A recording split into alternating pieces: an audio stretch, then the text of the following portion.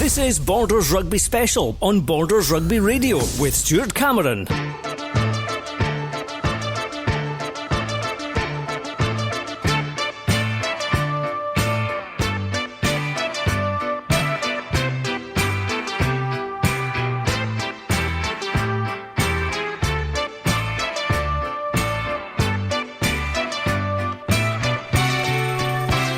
And hello and welcome to Philiphaugh in Selkirk for Borders Rugby Special on Borders Rugby Radio. I'm Stuart Cameron and the team will be here throughout the next 3 hours to bring you the latest score updates and live commentary from our featured match today between Selkirk and Edinburgh Accies in the Premiership. We've got reporters covering many of our local games today, including Jed Forest against Musselburgh, Hawick against Herets in the Premiership, and in National 2 it's Berwick against Falkirk, seeing if Berwick can defend that long unbeaten record at home. But we'll be keeping you right up to date with other scores as well throughout the course of the programme. But first, let's have a word with the coaches from both teams today, starting with Scott White. He's head coach, of course, of Selkirk. And Scott, I almost felt the relief the other day when I was talking to you, and compared with the start of the season, you were actually quite cheery. No, I mean that's obviously relevant to how well you start the season. Obviously last year, we could have made all the excuses under the sun, but it was tough going. We used, I think, in the end 49 players with injuries and stuff, and this season obviously touch wood, we've stayed away from them, and it just shows in terms of when we can name a consistent squad back-to-back weeks. It's amazing what obviously the boys are capable of. And you were due a bit of good luck, and what a first half last week with a depleted squad. I wouldn't say so much depleted. I think that's obviously just in terms of the competition we've got, and that's evident in the selection today, that the boys that miss out, obviously because they weren't involved last week, they weren't here, one couple of them injured, a couple of them at James Bett's wedding, and I think that's reflective in the squad that's been named today. But a very good first half anyway, and obviously, in the scrum department, apparently you were extremely good. If we could get a platform like that every week up front, rugby would be easy. But it's not as easy as that every week. But no, credit to the 8 up front. Obviously, there's real consistency there. This is the same starting pack now for the last 3 weeks. So, there's that bit cohesion, there's that bit consistency, and that's. You need that in rugby. You need that to, as you say, a wee more cohesiveness. We're playing in the right directions, and I probably never dream of saying it at the start of the season, but the direction we're getting off Ross Nixon at 10's been, exceptional in terms, and it just shows you've got Aaron McComb back today. But I think Ross has been, excellent at 10, albeit he's done most of the pre-season at 6, believe it or not. So he was actually converting into the forward pack this year. But, credit to him, he's been around for a long time, and he's certainly using his experience and guiding us around the park. And sometimes when you're forced into these decisions, it can throw up something which is working. Exactly. I tapped him on the back last week and I says, "You found your position for the season?" He says, "I hope no." So what about the second half? I understand they brought on a new set of forwards effectively in the front row, and things were evening out a wee bit. Look, I think it's one of those. I think it's always hard when you're 29-3 up, and we've probably never really been in that situation since I've been here in terms of bonus points in the bag. I think a multitude of things. We probably weren't as intent as we were in attacking as the first half as the second half, but I thought we got asked questions in the second half that we didn't in the first, and our defence has been excellent. Michael Jaffrey's came into the coaching team alongside me and Darren, and obviously James Head helping out as well, so he's come in with some new ideas, and I think our defence has been brilliant the first 3 games as well. So albeit we didn't score any points, we were asked to defend for long periods of the time last Saturday, and I thought we answered that, and they scored in the 82nd minute, last play of the game. So it was windy. The wind had a big effect in terms of the way of play. All the game was played in the bottom half essentially, but I thought our defence was excellent. But then when we got the ball in the second half, we were trying to be the bloody Harlem Globetrotters rather than just going back to basics and what we'd done well in the first half. So, look, double-edged sword really. So more of hopefully the first half for a more consistent and long period of the game today. And what about the team news for today? We're obviously the same pack up front. Ryan Henry is unavailable, so that is only the one change. Henry Clarkson drops out on the wing due to an ankle injury, so Josh Welsh steps back in, and it's probably our bench obviously sees the biggest impact this weekend. So we've got James Bett back from his wedding last week. We've also got the experience of Aaron McComb and Kieran White onto the bench this week, so we've got a great squad on paper, and it's about the boys now turning up and doing their thing. Well, we certainly wish you all the best of luck today. We're going to bring in the head coach of Edinburgh Accies now. That's Ian Berthinison. So swapping microphones over, a little hot change over there. And good to see you again, Ian. How you doing? All right? Yeah, good. Thanks, Stuart. Yourself? Not too bad, not too bad. What a start for Edinburgh Accies this season. Apart from last week, a bit of a hitch, obviously. 2 out of the 3. But tell me about Mar, first of all, because that was a huge result that no one was probably expecting, apart from yourself. Look, I think, the reality is Mar were missing a third of a team. We turned up. I think every bounce of the ball worked for us for once, and the boys put in a really good performance and capitalised on it. We were really clinical. Probably the polar opposite of last week against Hawick, to be honest. Mm-hmm. And well, you're in the top 4 in second position at the moment, which is not bad after. Well, we're now going into round 4, so a big game for you today, obviously here at Philiphaugh, but a place that you've historically done pretty well at. Yeah, we're fully aware of how tough it will be today, but we're also aware that it's a marathon, not a sprint, and we're only into our 4th game, so we'll learn a lot about ourselves and our squad depth and some individual players today, and that's really exciting. Selkirk are clearly on form, they're unbeaten, so never easy coming down to Philiphaugh, but we're really excited about that challenge. Of course, last season top 4, which was tremendous for the club, currently sitting in the top 2, so things are going well at Accies.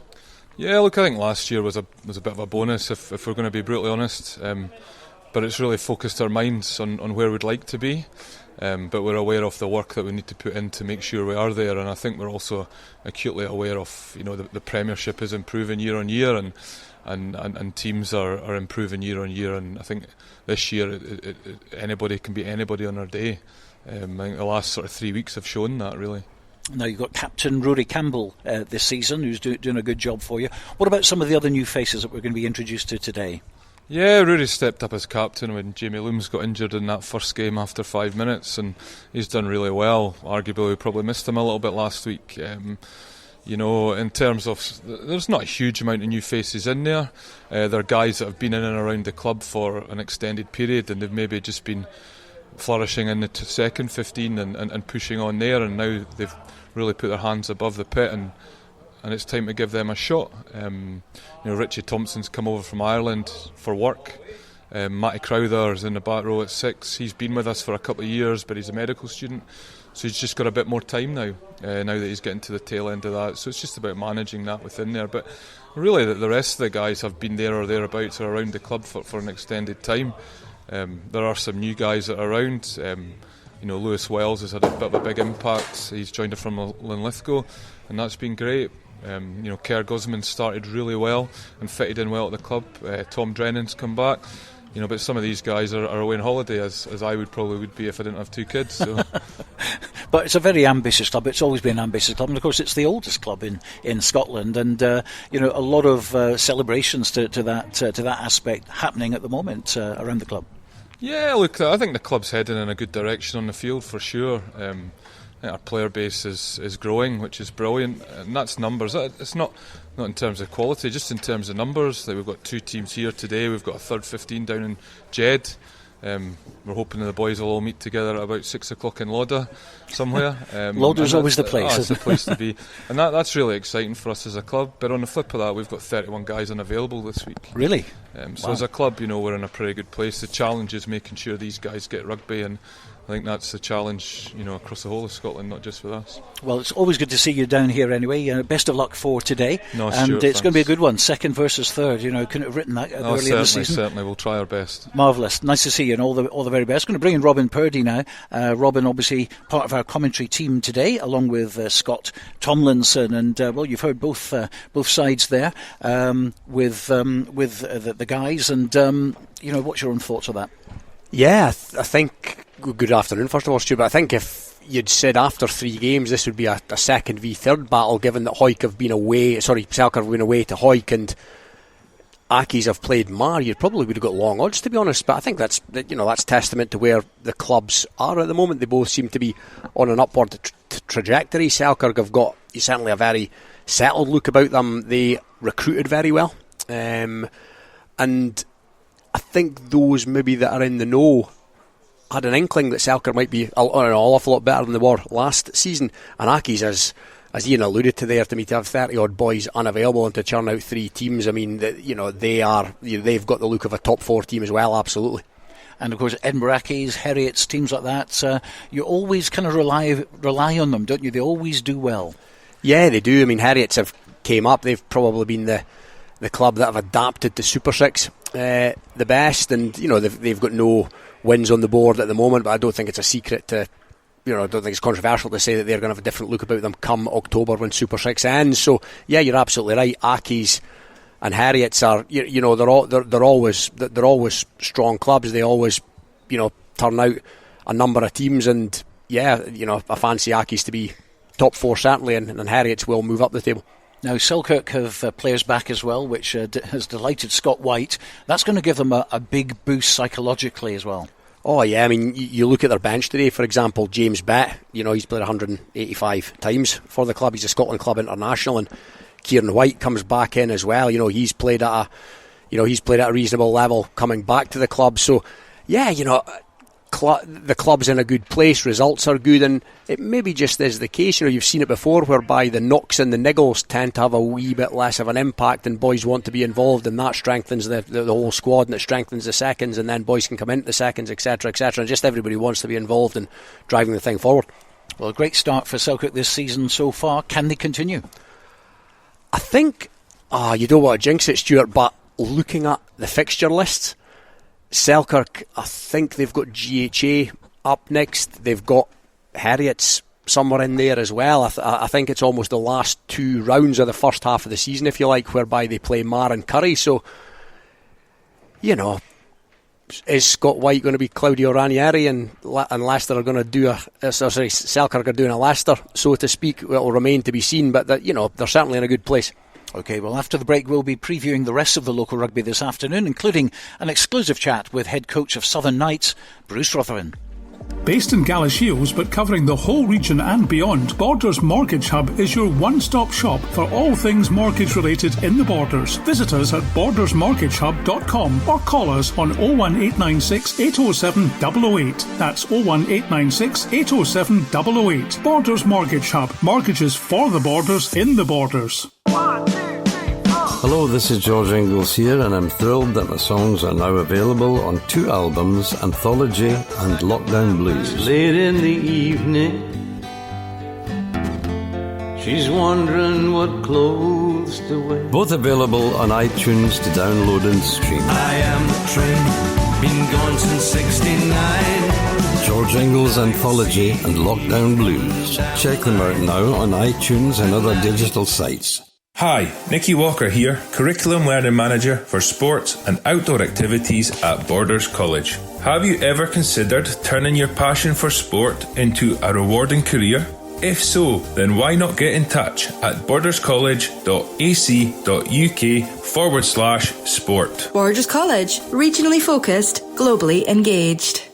To commemorate the 7th anniversary of the opening of the Borders Railway, an 8 DVD box set is now available featuring the complete series Borders Railway from start to finish, plus the full hour-and-a-half documentary 5 Years On, which examines the possibility of an extension to Carlisle, plus extra features including a cab journey along the entire Borders Railway, all for the special price of just £14.99, including post and packing. You can get your copy direct from hotdisc.co.uk/shop. That's hotdisc.co.uk/shop. The 8 DVD box set, The Complete Borders Railway, is available now. This is Borders Rugby Special on Borders Rugby Radio with Stuart Cameron. And let's turn our attention to the other matches involving Borders sides this afternoon. Earlier we spoke with Dale Clancy to go over them. But first let's hear my interview with head coach of Southern Knights, Bruce Ruthven. I can never say that, Bruce Ruthven, ahead of their match at Ayrshire Bulls, which kicks off at 5 o'clock this afternoon. Now the SRU have decided, due to fixture congestion, that the game will now be a double header with double points available, as they can't now fit in their home game with the Bulls due to fixture congestion, as I say. But you'll remember that the match was supposed to be played at the Green Greenyards, and then Glasgow Warriors' game against Worcester Warriors was called off, and the Bulls were invited to step in. Now, the Knights allowed that to happen. Then the rescheduled game was called off when all games across Scotland were scrapped following the death of Her Majesty the Queen. So a statement was made from Scottish Rugby saying that both parties had agreed to make this game stand as a double header. Now, many Knights fans thought that was unfair, that the match will be played at Millbrae, and especially as the Knights stepped down to allow the Bulls to play Glasgow Warriors. Anyway, here is the chat with Bruce Rutherford. A big weekend for you at Ayrshire Bulls, who are top of the table, who are putting a lot of points on a lot of teams. They put 40 on Boroughmuir, I think put 60 the other day on Stirling County, so an awesome task.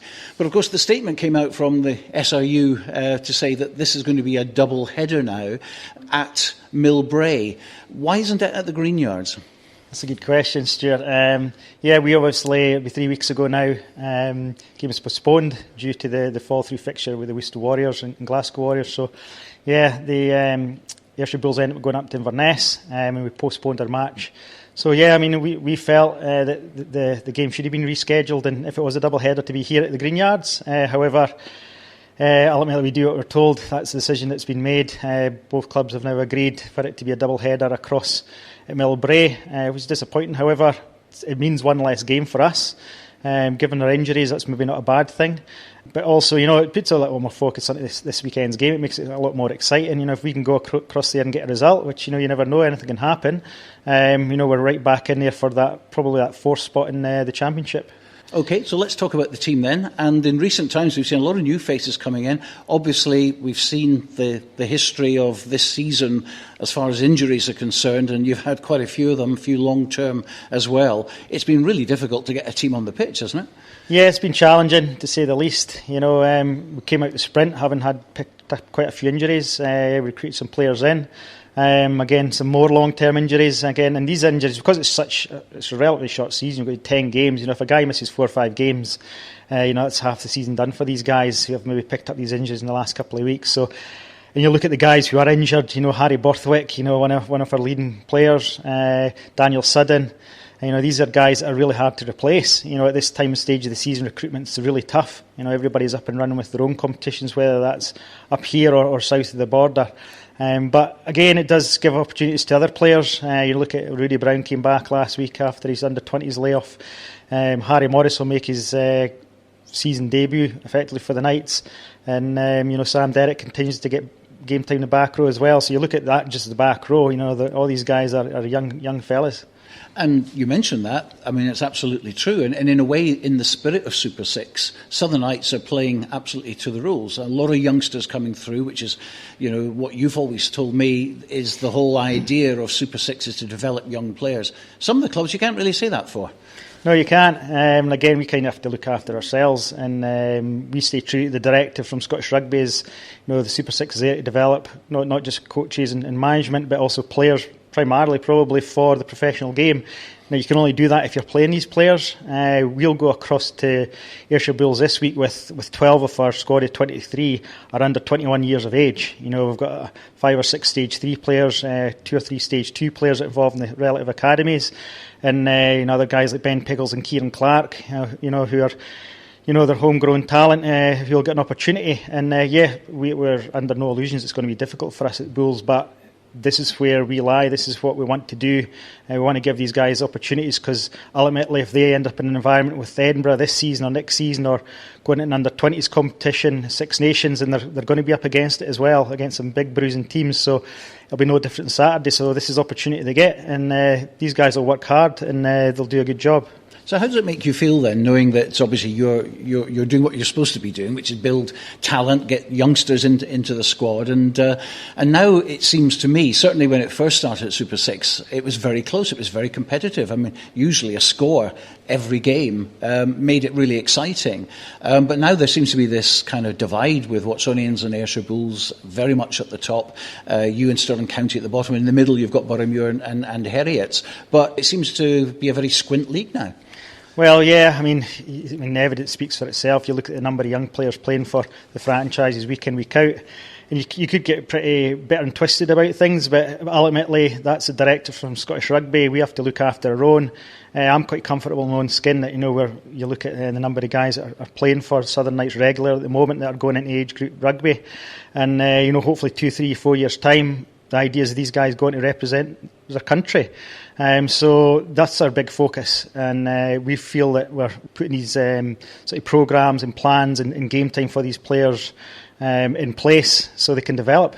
Bruce Ruthven, and that game will be played at 5 o'clock. Well, Dale Clancy with me. Knights fans think their team have been a little bit hard done by. What do you think? I think it's one of those, it's been a bit of a kind of whirlwind of a few weeks. But I think the franchise teams know what they're getting into. I know what they are fully aware that they have been heavily supported by Scottish Rugby to get this off the ground.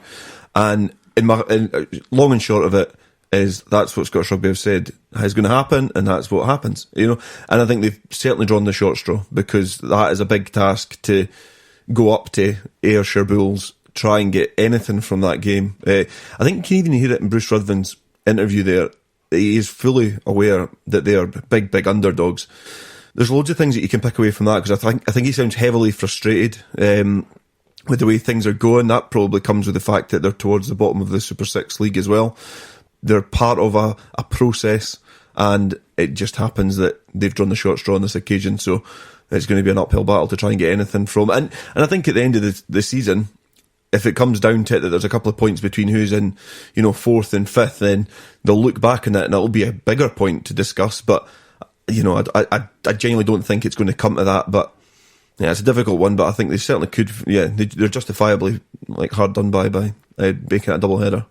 Now, at Mansfield Park, Hoyk are at home to Heriot, so points at stake in the Premiership, as well as the Bill McLaren Shield, and also a new Norman Sudden Memorial Shield to be played for in memory of the late great former Greens prop, and it will be competed for between Hoyk and Heriot from now on, as apparently this fixture between the two clubs was always Norman's favourite match in his career.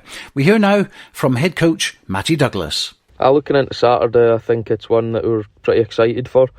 After a good win on the road at Accies, we saw the game out well, and challenge was to put these teams under pressure away from home, and we did that. And it's now about getting back to Mansfield, sticking to what we're good at, and building another 80-minute performance. Heriots have had a tough start to life back in the Premiership, but they're a physical side, and they'll be coming down to get a win. So we're going to have to be switched on and start to back up performances, and you need to be picking up points early on in the season, as it looks like it's going to be a congested league this year. Forward pack stays the same. Hector Patterson is injured, so Gareth Welsh comes back for injury and he starts at 9.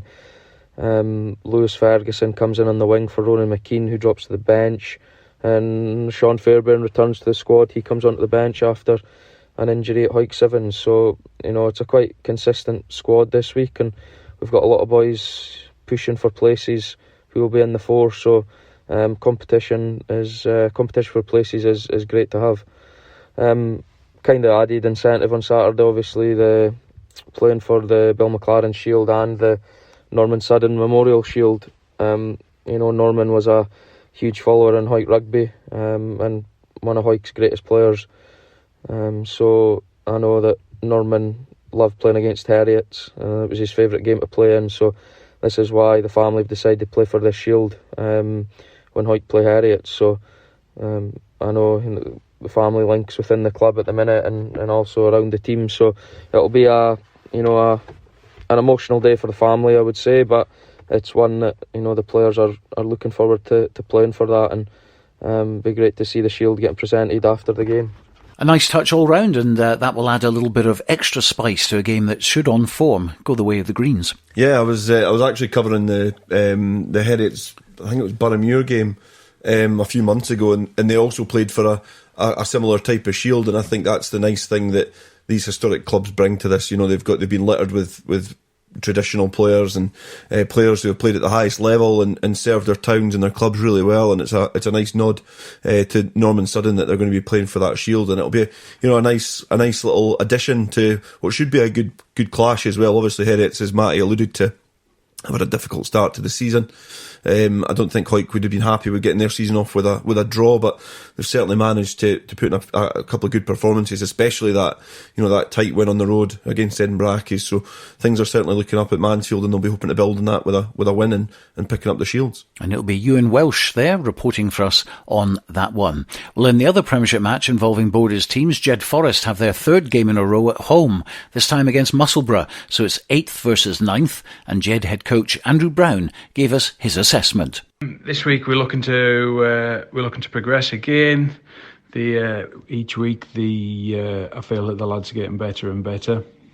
We scored 5 tries last weekend against Hawks, and we were unlucky not to win the game. A little bit of indiscipline cost us, which is a shame because so far this season it's been excellent. The discipline's been excellent.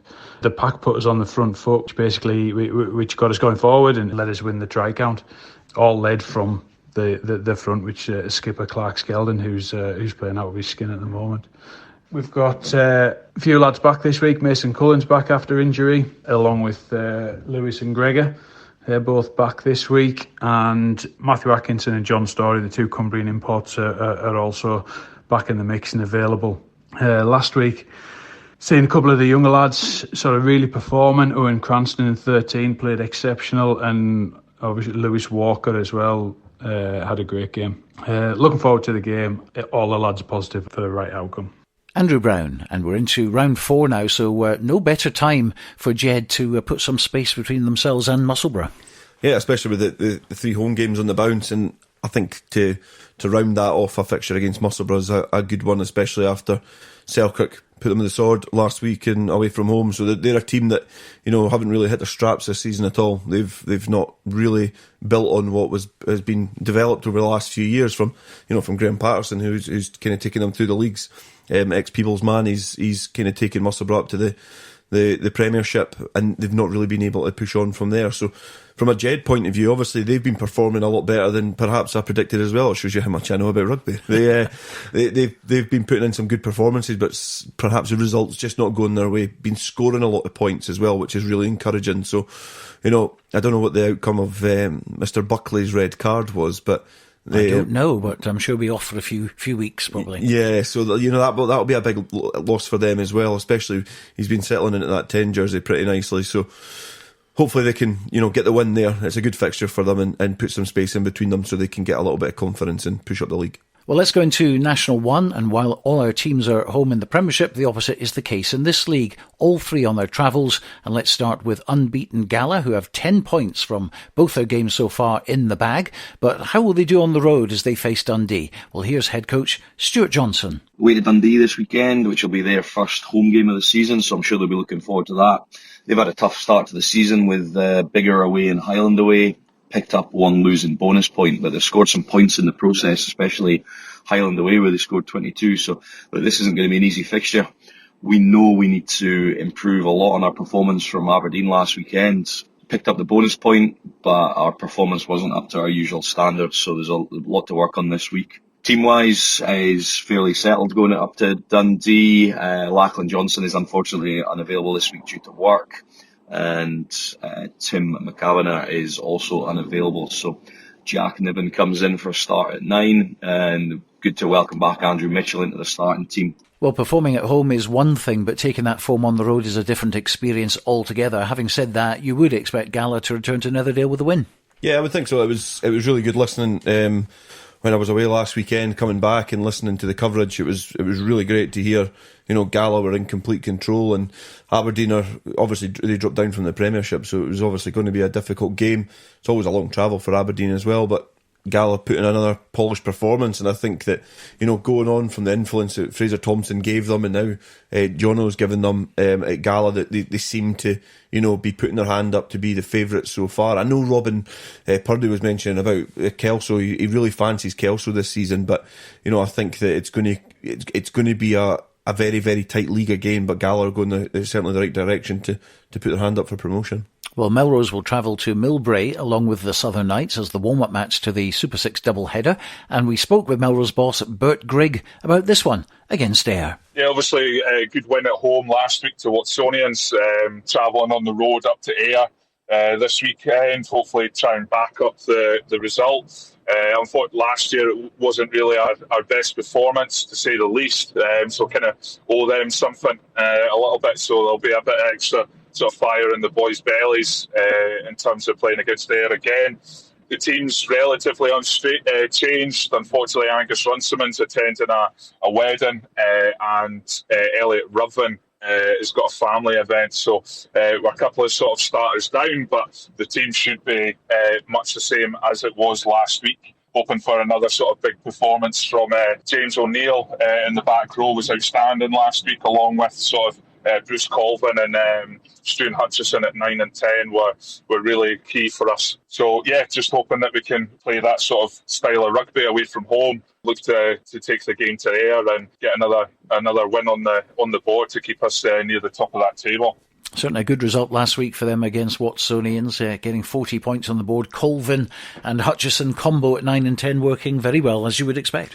Yeah, there's about 128 years of rugby experience there, and I think Stuart Hutchison's only 28. So, no, they bring a lot of experience, and I think that's part of, probably the bigger picture when we were talking about the Super 6 stuff beforehand, because, they're two really experienced players that are now, contributing towards, the Melrose cause now, which I think is great because they've been great servants to that club in whatever shirt they've been wearing. So, they're helping the younger players come through and develop and, instilling that kind of culture of winning, because they've won everything that there is to win in the game. So it's certainly at an amateur level, but, it's certainly a good asset to have, and Bruce will be well rested after being in, I think he was in Spain for a week, so he's obviously going to be well rested and ready to go for Melrose at the weekend. Topping up his tan yet again.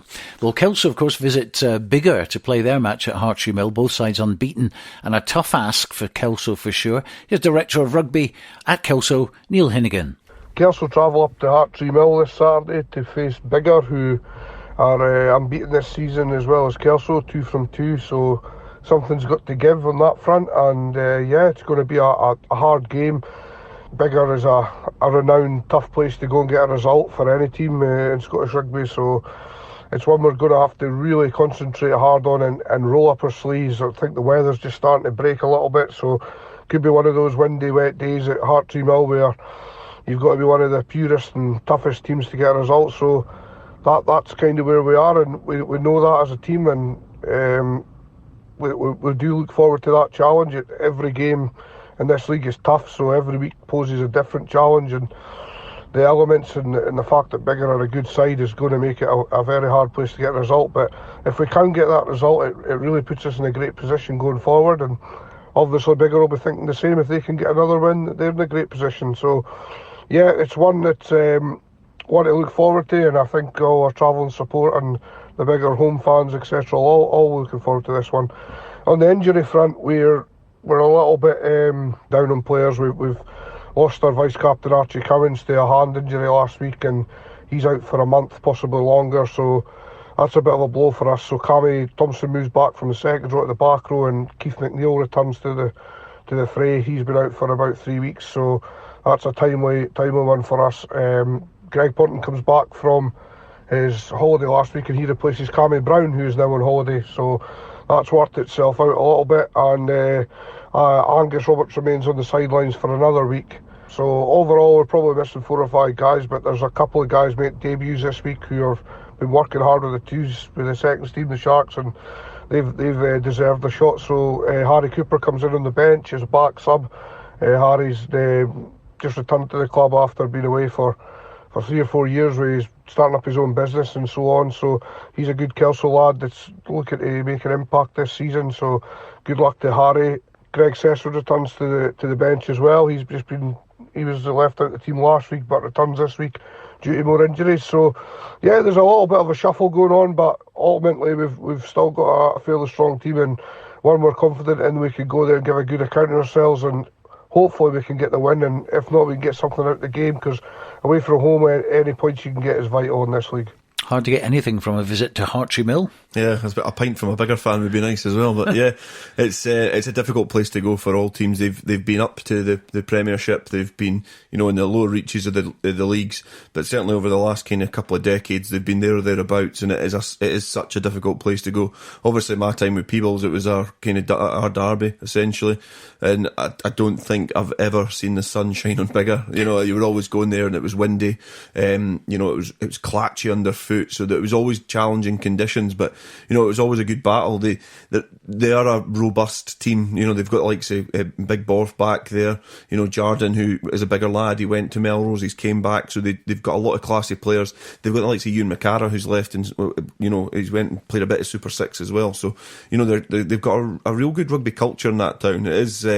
I think a lot of people will be kind of raising their eyebrows at the moment that I'm praising Biggar, but it's a difficult place to play. But they've certainly got their shopping order at Hartree Mill. Well, international 2 we go. Peebles are unbeaten, but they face probably their toughest challenge to date at Preston Lodge. And their head coach, of course, is Ian Chisholm. We're all looking forward to getting back on the pitch this Saturday. I think last weekend's result against Dumfries, although we won, it left a lot of boys frustrated, and they wanted to right a few wrongs and, you know, get their hands on the ball and do some damage.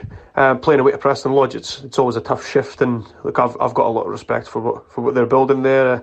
I like the way they play the game. They're getting 2 teams out every week, and they've got some quality players there. So we've had a look at the Melrose game in pre-season and the Boroughmuir game. And look, I think it's got to be a quality game. If the weather holds, if the weather doesn't hold, I think there'll be a lot of kicking. We've accounted for that. We're not going to change how we approach the game. We're getting better every week, so we just need to keep nailing new detail, and the puzzle will come together. We're trying to sell a new way of playing and shift the mindset here, and boys are slowly getting it. There's a few changes to our squad this week. Kenny Clyde and Ron McKeever, they both work offshore, so they're both away for the next wee while, but like we'll really miss them. They were quality last weekend, so looking forward to getting them back. But in their place, Finlay Collins returns to the squad after being on holiday, and a good showing for the Reds. And Murdo Anderson's back after being a naughty boy at Gala Sevens with the Craig Dodds incident.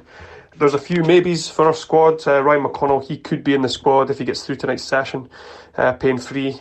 Adam McDonald, Jack Harris and Buster Davidson, they drop out from the squad entirely through injury. It's nothing serious. We're just giving them a wee week to recover. And the squad is as follows at the moment. Willie Aitken, John Napier, John Gray, Cammy Pye and Ross Brown are in the second row. Finlay Collins, Murdo Anderson captain, and Ruddy Guinea are in the back row. Dave Collins and Donald Anderson keep their places at halfbacks, with James Dow, myself in at 12, and Rob Harrison moves from the back row into 13, with Hamish Barber moving up the wing from fullback to accommodate 17-year-old Frey McKeever. On the bench we have Lewis Copeland, who we're transitioning to a tight head, and he's moving about a lot, and he could be, you know, with only 4 subs on the bench, he could be instrumental for us, because he can play anywhere from 1 to 8 if he's able to nail down tight head prop. Andrew Brown keeps his place, and youngster 18-year-old Finlay Sinclair, he actually played 12 for the Reds last weekend up at Linlithgow, and he played really, really well. He's a big aggressive ball carrier, he gets it, he's full of energy, and he's just a nice kid, so we're really looking forward to seeing how he gets on. Number 19, Buster Davidson, he's named at the moment, but he's struggling with a bit of a hamstring injury, and we're keen to make sure that he has a full recovery. But luckily for us, Scott Stoddart, he's been back training this week after a hamstring injury. He's in the frame, but also Neil Pate, he's been training and playing really well. So look, we're looking forward to this weekend. Another opportunity to stress test where we are. We treat Saturdays as our biggest training session, so looking forward to it. Absolutely incredible, that man. Enthusiasm just pouring out of him. Yeah, obviously I've still got very close ties to Peebles, and particularly like say Greg Rayburn, and I get a lot of information and feedback off of him, just in terms of how he's enjoying it, and they absolutely love it. I said last week that I would have loved to have been coached under Ian Chisholm, because I just think he's got a really intelligent rugby mindset. He's obviously got a great culture as well, because the boys are really, really buying into it. And you hear the names there, like, you know, I could probably speak for another half hour on, you know, the names that he's listed, but I'm sure it would make for a really good show. But even that, like say, even like Adam McDonald, who's been playing 12, is a player who perhaps after age grade rugby just kind of drifted away. He's obviously back and getting a real crack of it. Murdo Anderson coming back in the squad's, you know, good after his ban, but I just think that he's starting to treat the individuals as rugby players and not just good people's players that have been there for a long time. He's instilling a really, really good culture there, and I absolutely love to see it. Well, on to Berwick, and they finally got their season underway at Boroughmuir last week with a defeat at Meggetland. Head coach Colin Young's been looking forward to their home game against Falkirk. After our defeat last weekend to Boroughmuir, we were wanting to put all the wrongs right. So we didn't feel like we were too far out of the game against Boroughmuir. Maybe just got a little bit nervous with not playing for a couple of weeks, just due to one thing and another. We looked like we were a little bit off the pace to begin with. We fought right to the end, which was a pleasing aspect for us. A couple of changes, so we've got a few normal, familiar faces back this weekend. Darren Goodfellow, who was away last weekend on holiday, and Ryan Wilson, who was injured, to come back into the squad. We have got Rory Hindhoff coming back from Musselburgh this weekend, starting at 15 also. We made a couple of changes personnel, so hopefully we're a little bit stronger, and look forward to the challenge for Falkirk. Don't really know much about them, what kind of rugby they play, but hopefully it's nice and dry and calm at Scrimmerson, and we can put on a show for the spectators. Well, it's been a very long time since Berwick lost at Scrimmerson, 2 or 3 years, I think. Yeah, obviously they've been a couple of years. They've been looking to try and get promotion, and they've built that on the back of really solid home form. I kind of said last week, if win, lose or draw, it wasn't going to be a real barometer of where they are because of the two teams, one getting relegated, one getting promoted, meeting in the middle. And, they'll be disappointed. You can hear it in Colin Young's voice, how disappointed he sounds. And, obviously they'll be looking to try and make amends for that and build on that good home form, because Scrimmerson is a difficult place. It's a bit like Hartree Mill, to be fair. It's a difficult place to play. The conditions are usually quite challenging because of the wind that you get there. But that's habitual for the Berwick players. Like, they'll absolutely love that. So, hopefully they can get that win. It would be nothing better than to see them get a win and really try and consolidate their position in that league. It's early days. Like, the league's not going to be over in a fortnight, so they'll be looking to try and build on some positive home form and really cement their position. Well, in National 1, Duns visit Haddington, while in the second division, Langham will take on Dunbar. That's taking place at Milntown. Hoytland Dean, they've got a home game with Pennycook, and former president Gary Alexander's been looking forward to that game. We're hoping to get our season up and running against Pennycook in terms of a first league victory. It's been a kind of strange season so far. It started well enough. We were training with Hoyk initially, which was great for the boys, being exposed to training alongside players and coaches for the Prem 1 team. So that went well enough, and a couple of pre-season games went okay against Galloway and Earlston. But we simply lost all momentum. 3 weeks with no game. Dunbar weren't able to fulfil the Shield game. Pennycook was off with no referee, and then of course Dalkeith because of the passing of the Queen. So we finally got a league game last week against Livingston. Started well enough, but it was a disappointing defeat in the end.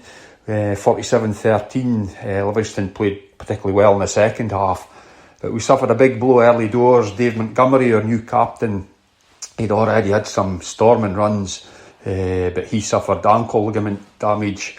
So the prognosis for him is probably 8 to 12 weeks. Picked up 2 or 3 other injuries as well. So not quite sure who are with selection at this point, but hopefully we can do well.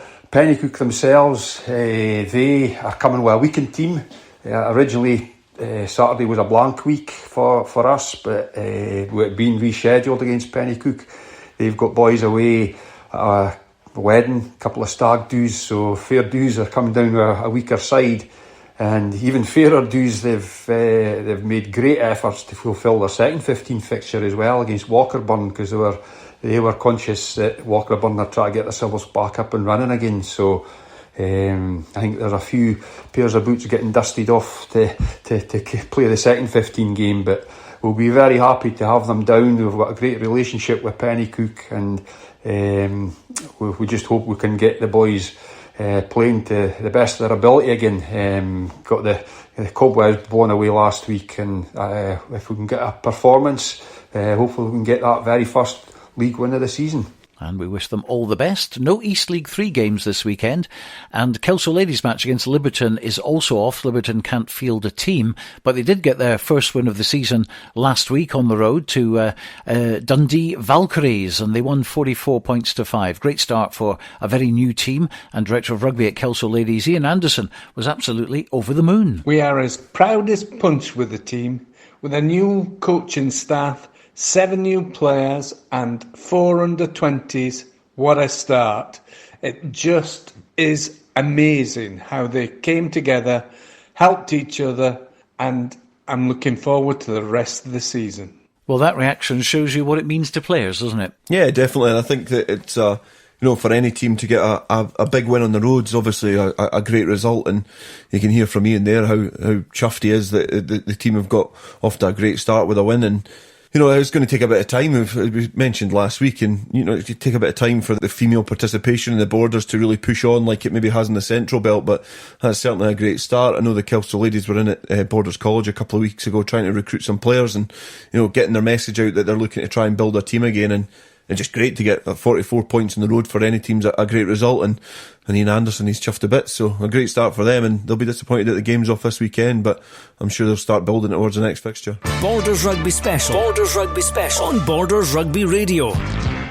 Yes, we're here at Philiphaugh for the Premiership game between Selkirk and Edinburgh Accies. Kicks off at 3 o'clock, but other games going on today, including the match at Riverside Park in the Premiership between Jed Forest and Musselburgh. Now, a reporter this afternoon is Alan Lorimer. To say that this is a must-win for both sides is a huge understatement. Jed and Musselburgh are locked on 2 championship points each and sit respectively 8th and 9th in the table, each 1 point ahead of bottom-placed Heriots and 3 points behind 7th-placed GHA. Whichever side wins at Riverside today will receive a massive boost to tenure in the Premiership, and especially so given that GHA play leaders Currie this afternoon and would be expected to lose, meaning that whoever prevails would be likely to leapfrog the Braidholme men. Jed could have avoided this parlous situation if they had maximised their chances last week against Glasgow Hawks, but they did at least come away with both a try bonus point and a losing bonus point.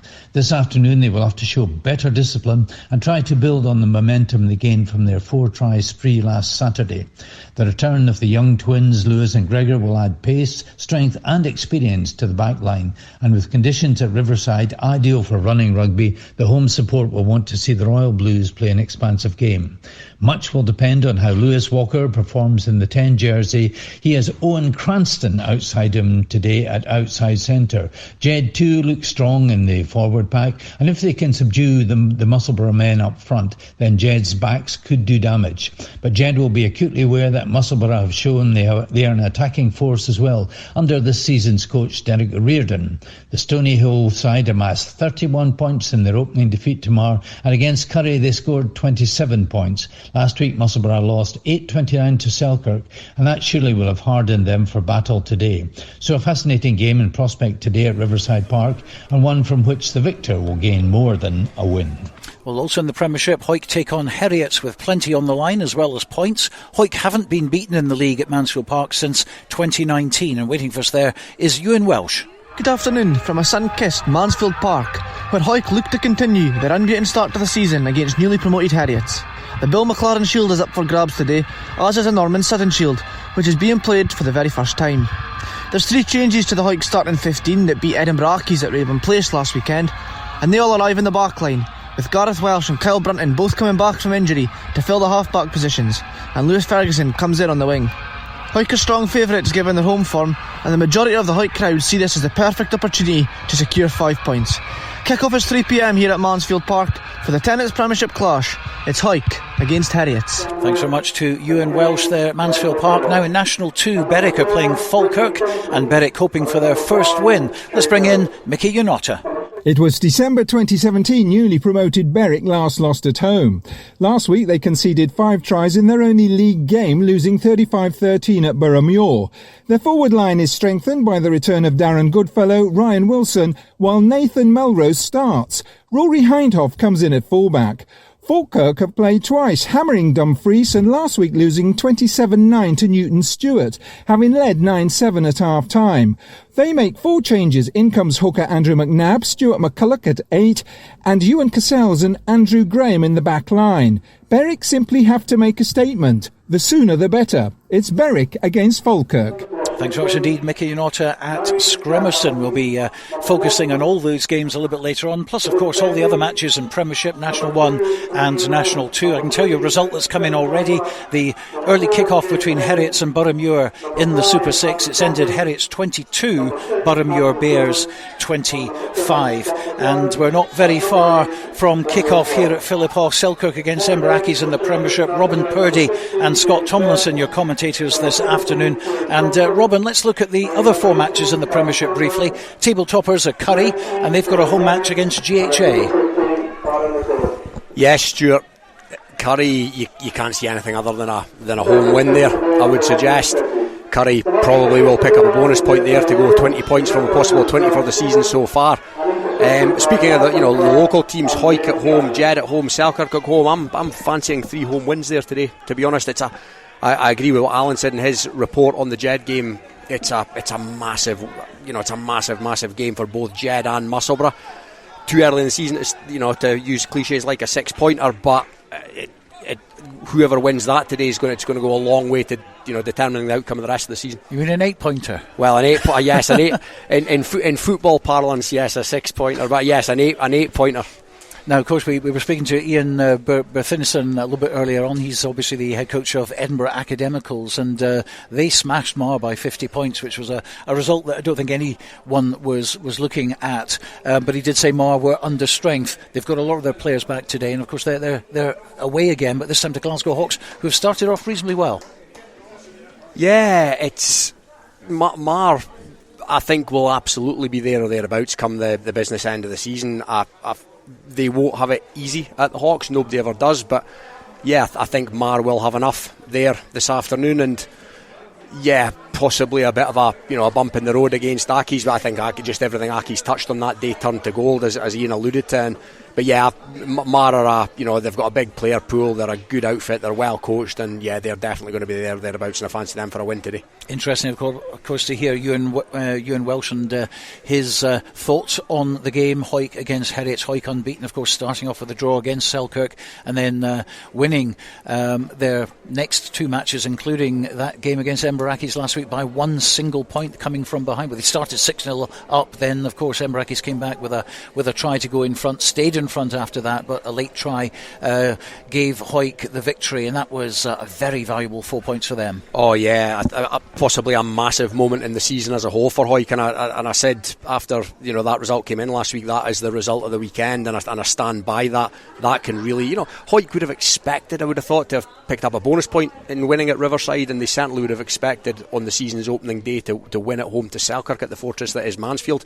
So yeah, I think that result last week really will kickstart Hawick's season, or take it to the next level, I guess. But yeah, I don't see anything other than a win today for Hawick, and I'd expect it to be a bonus point win, and that's no disrespect to Heriots. 3 home matches in the Premiership, 3 away matches in National 1. Kelso visiting Biggar, very hard to get a result at Hartree Mill, and of course both unbeaten at the moment. Ayr against Melrose, again similarly, Melrose didn't get the result they wanted last year at Millbrae, but they'll be going in there with off the back of a 40-19 win against Wattsarain, so they'll be looking good for that. And Gala, of course, make the long trek to Tayside to play Dundee. Yeah, Gala maybe look a wee bit less strong than they did last week at home. They've probably got 3 or 4 frontliners out of the team this week, I'd noticed. But I'd still expect them to win. I still see them as being favourites at Dundee, but it won't be an easy task, that is for sure. Melrose, again, it's a similar situation. Ayr possibly blow hot and cold, but you're never going to get an easy time of it down at Millbrae, and that could come down to the forward battle. I think I said last week, Melrose look good at home on the fast pitch that is the hard pitch that is the Green Yards, but their forwards, young forwards, good rugby players, but young forwards could have a tough time of it down there today. But I would not also be surprised if Melrose sneak a win. And in National 2, Peebles away at Preston Lodge. That's going to be tough for them, but they're still unbeaten at the moment. And Berwick looking to retain that home record, which goes back to 2017, as Mickey Notter told us earlier. They're playing an in-form Falkirk. Well, we'll be keeping you up to date with score updates throughout the afternoon, but it's time to hand over to Scott Tomlinson and Robin Purdie for uninterrupted commentary of the Premiership match between Selkirk and Edinburgh Accies, exclusively here on Borders Rugby Radio.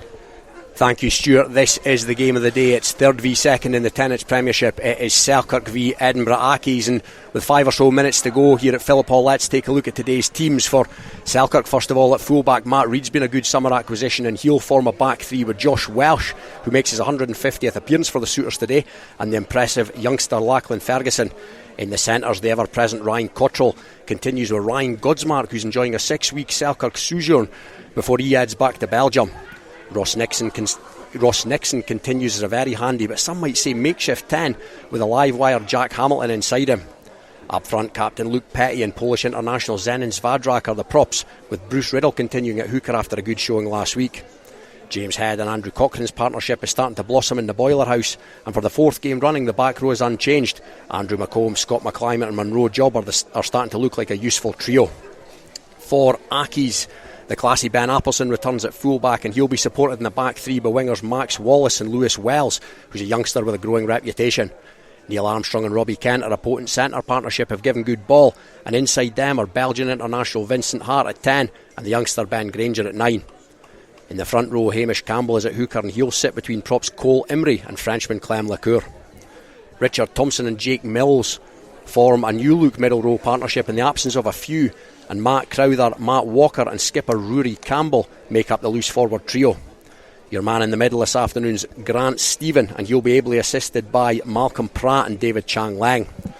So, Scott Tomlinson, knows a thing or two about rugby in these parts, joining me in the commentary box this afternoon. 3 games in, Scott, the season's starting to take shape. Who is the smart money on today? Yeah, good afternoon, Robin, Stuart. Yeah, I think I'm really looking forward to this game, even so early in the season. I think there's 2 excellent sides here. Accies have obviously got a reputation of doing really well in the last 3 or 4 years in the Premiership, and Selkirk, I think, have turned a corner. They've had an excellent start to the season, and it's a winner takes all today. This can define their season as early as this. It really does. Yeah, I would be inclined to agree with that, and it's too early in the season, Scott, to talk about must wins, but yeah, it's going to looking at the fixtures that are coming up for both clubs as well. A win today really does set either on the road and in good stead. Yeah, listen, I think Accies would have been disappointed with last week's defeat with Hawick, and it's really up to them to get back on the horse again today. Whereas Selkirk are buoyant mood. They played really outstanding, I believe, last week, certainly in the first half against Musselburgh. The really, really best they've seen for a good number of years. So it'll be very interesting. I think the crowd will be excited as well, just to see a good performance for Selkirk. But I would never underestimate Edinburgh Accies. They're a good side, and having been involved in many games before with Accies and Selkirk, I can tell you it'll be an absolute cracker. Yeah, and their coach Ian Berthinison was saying to Stuart prior to the game that they are missing the best part of 30 boys, I think he said, and there certainly are some boys missing from previous weeks, but I think it's testament to the club and where they're based in Edinburgh. They always have a strong pool from which to pick. They do. You never know what you're going to get when you play an Accies team. The strength and depth is huge. As you see, you've got 20 out there, but they'll still be able to hold their own today. They've got some good, excellent players in Claire Lamont, obviously the prop, and obviously their captain Rudy Campbell, who's a very good sevens player, but also an astute 15s player as well. As Selkirk enter the fray, you will hear the clapping from those in the stand and around the pitch here at Philiphaugh. And we spoke about Accies there, Scott. Accies do quite well out the student population in Edinburgh, perhaps, but Selkirk have recruited really well this summer as well. Yeah, Scott White. There's no doubt about it. Scott White and Martin Murray has been excellent in recruiting players and first team players as well. No guys that are on the fringes. The guys that got to make a huge difference to the team. I think, truthfully, James Head has made a big difference in the park that kind of moulds that. The couple of youngsters they've got in Andrew Cochrane and Monroe Job. Out in the backs, I think it's very important. Obviously, Grant City's off today, but it's very important you have somebody like Ryan Gosmark that can come in, a seasoned internationalist, believe it or not, could come in and make a difference and just hold that ship. Ross Nixon at 10 has been a revelation. amazing to think that he's always played his rugby at 12 or 13 and suddenly he's playing that standoff role. So good luck to him, he's doing well out of it. He is indeed. He's performed admirably out of position in the first 3 games of the season, but we are just about to get underway here at Philiphaugh. The conditions are great for an afternoon's rugby. Very little wind. The pitch is in good condition, and that is kicked off by Selkirk, who are attacking the town end here, straight into the arms of Belgian international on the Accies side. Vincent Hart, he's put it down the park, and that's a decent touch finder, and that'll give a standoff confidence at the start of a game, Scott.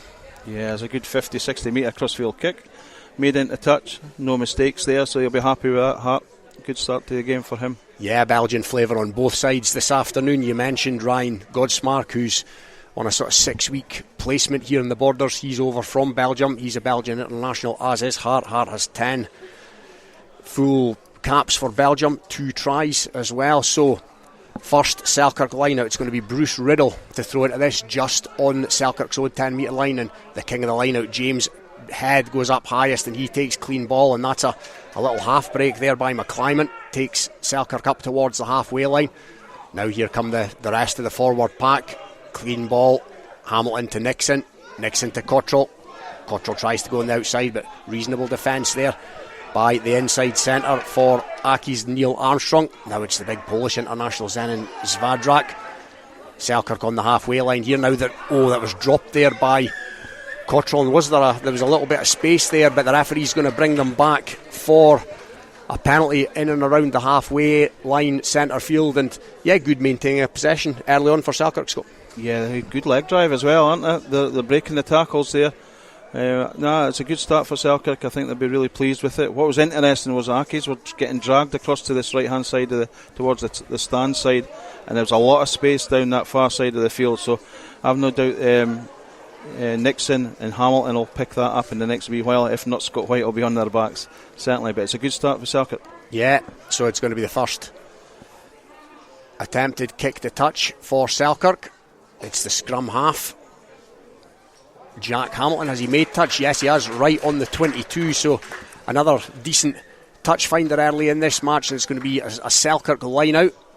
Bruce Riddle can play prop as well. Bruce Riddle, he went well last week, maintains his place in the team.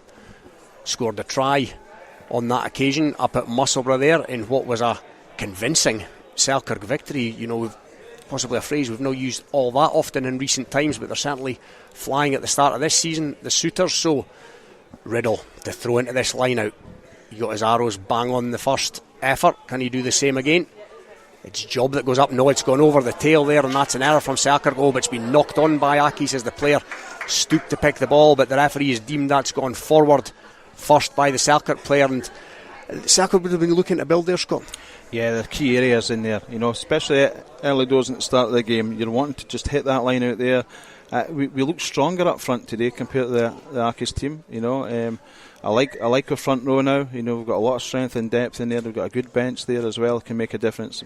But I think, key areas round about the 22, Selkirk will be looking to maximise their best of their ability. And it was just an overthrow, nothing really more to worry about. But you've got to take these chances, haven't you? Yeah, and it's going to be the first scrum. It'll be interesting to see which of the front rows make an early mark. You mentioned there the strength and depth that Selkirk have at the moment. The recent signing, Callum Smythe from Northampton. Callum Smith from Northampton. He looked really good. I seen him the other week, but he's not even. He's struggling with an injury just now, so he's not playing today. You've got some big players in City obviously sitting on the bench as well. Clarkson, McQuillan's there as well. He's just had a pre-op, so now we're starting to build a lot of strength and depth within the Selkirk pool. Yeah, Ewan McQuillan, of course. Yeah, one of what looked like one of the signings of the summer. He became injured in a pre-season game against Ayr, and it looks like he's going to miss all of the whole season. But yeah, Luke Petty's an operator at this level, as is Zenon Zvadrak, and as you say, Smith to come in. Bruce Riddle can shift across from hooker. So yeah, Selkirk in a good place at the moment, front row wise, as the referee has reset this one. About 4 minutes on the clock, 0-0 still here at Philiphaugh. Accies scrum on their own 22, just left of centre field, towards the far side here from this stand. Now is that going to be reset? No, that's They've gone in there, so this is going to be the first scrum, and that's a saw. Selkirk have maybe got a little bit of a nudge on this near side, but yeah, Selkirk moving forward now. Accies are going to have to play this. It's Campbell at the base to Granger. Granger looks for runners. Accies are going to maintain possession without having made much by way of yardage. Granger again. Now Selkirk bodies have piled in there, and Selkirk have stolen it, but there was a loose pass from Selkirk after they'd done the donkey work, and it's came back in the grateful hands of an Accies player. Now it's going to be Hart who's used that cultured left foot to send it down the park again. Is that going to go into touch? Yes, it is, and another good clearance by Hart. He looks a player. He does, doesn't he? Yeah, he does. It was quite interesting. Matt Reid just sat in the middle of the pitch there, and obviously the Accies standoff realised that and found a wee bit space in behind Lachlan Ferguson. Yeah, I thought Selkirk done well to retrieve that ball again, but just a wee bit loose, wasn't it? Yeah, maybe just a touch of over-exuberance there, the confidence that comes from being unbeaten in the season so far. But yeah, another raking touch finder from the left foot of Vincent Hart. He's been in the offside line team of the week twice this season, two weeks out of 3, so he is no mug, as they say. So here comes Riddle again with the line out. Looks like it's going to go to James Head, this one, but no, it's his fellow second row that's put up there. I beg your pardon, it was McComb, the back row, and that's a good run by his fellow flanker Scott McClyman. Now here comes Selkirk. That's a lovely flat pass out there, and here Selkirk attacking over on that far side up towards the halfway line, maintaining possession. And here they come again. Now it's a lovely half break and a lovely off-road by Nixon. He found the on-rushing prop, and now here comes Selkirk through Hamilton. Matt Reid grubbers it through. Is that going to go into touch on the far side? Yes, indeed it is. And yeah, Selkirk feeling their way into this. They just look so relaxed, don't they? Yeah, the back division through, and a couple of really nice pass by Godsmark there just now. Nice little offload by Ross Nixon and Petty as well. They're feeling us all into the game, but they look so relaxed. I think Scott White will be quietly confident sitting there just now. They would just like to keep that scoreboard ticking over.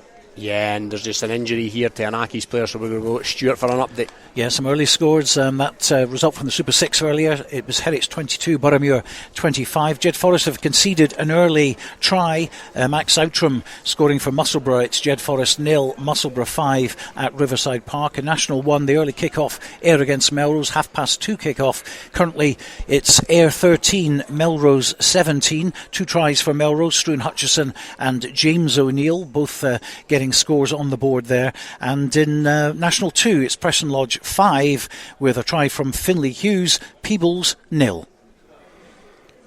As you come back to us here, the Accies player is able to carry on, which is good to see. So it's going to be an Accies line out on the far side of the pitch here at Philiphaugh, just outside their own 22.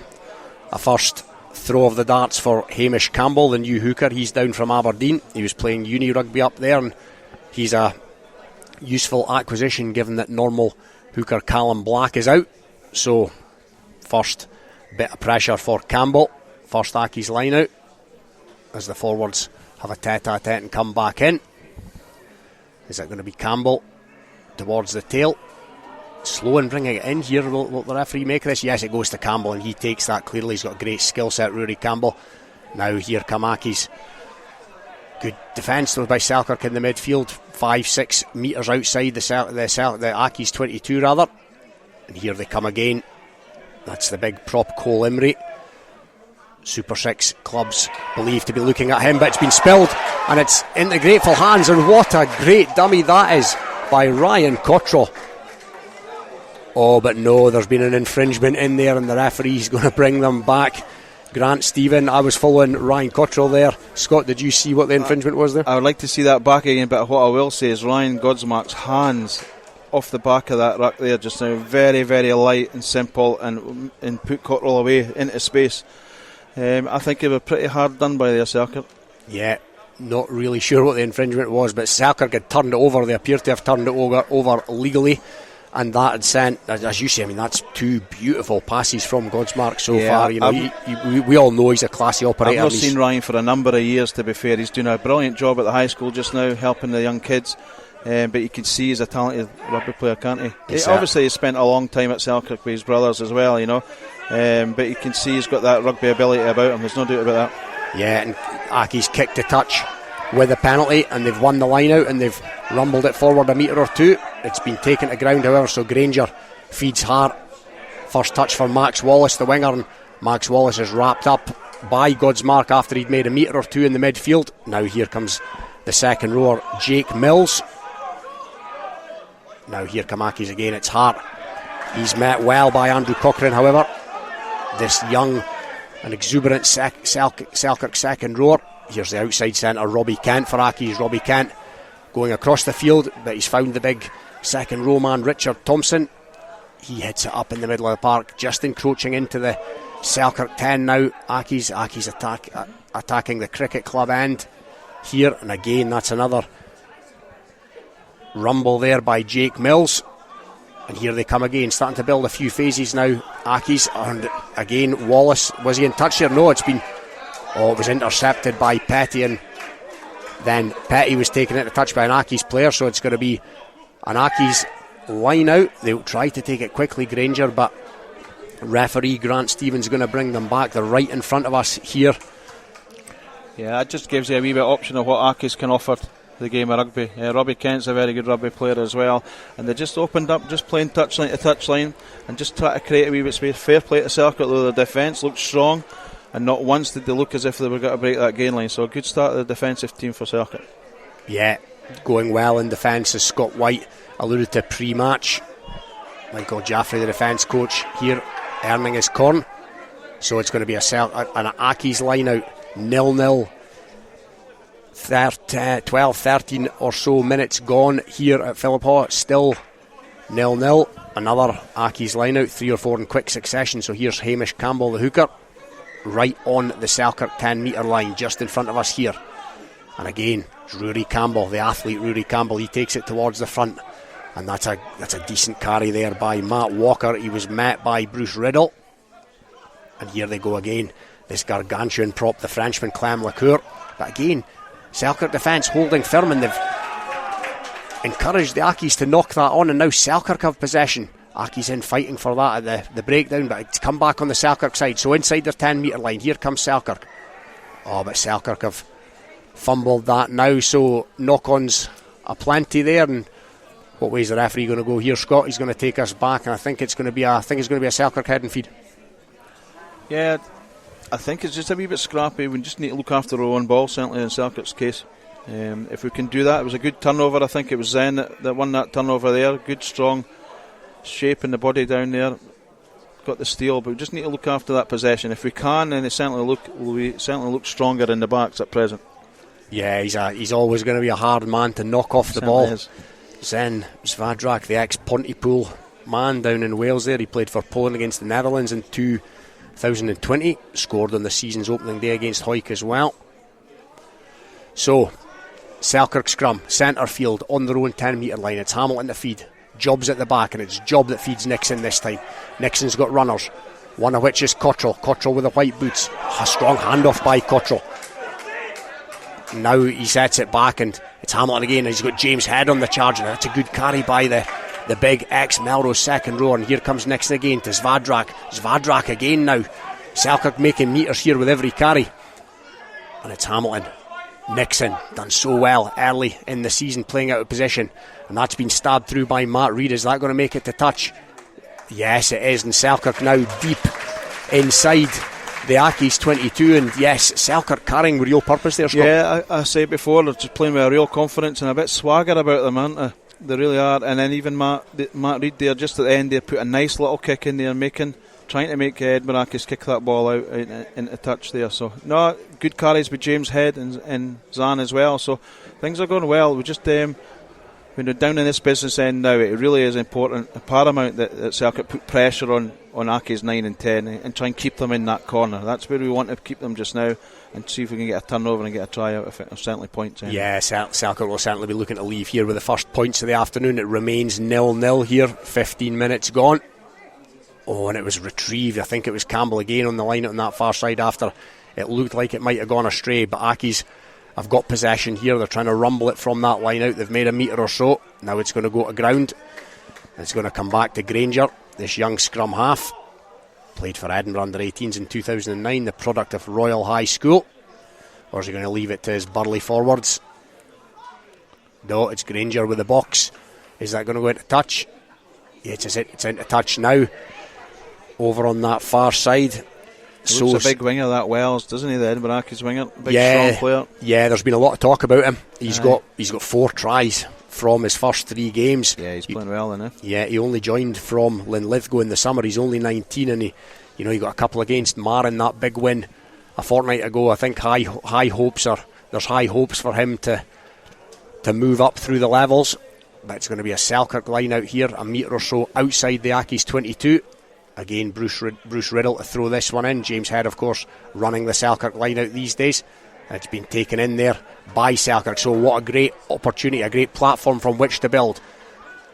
Rolling maul, not making too much headway at the moment, but they're just outside the Accies 22. Campbell's in there for Accies, trying to make a nuisance of itself. Now it's picked up pace and it rumbles on 5 or 6 metres or so into the Accies 22. Accies have got hands in there, but it's going to come back on the Selkirk side, or Accies have got bodies over there now. Have they done so illegally? The referee, what's he going to... He's certainly brought proceedings to a close, or he's brought that drive to a close, and it's going to be a scrum to Accies. So again, Selkirk, they've looked good in patches, but they'll be looking to get points sooner or later. It's that scrappiness of there. They broke away there and just found us all a wee bit isolated in that position there, where they possibly had a good platform there that we could then use to spring it out to the backs.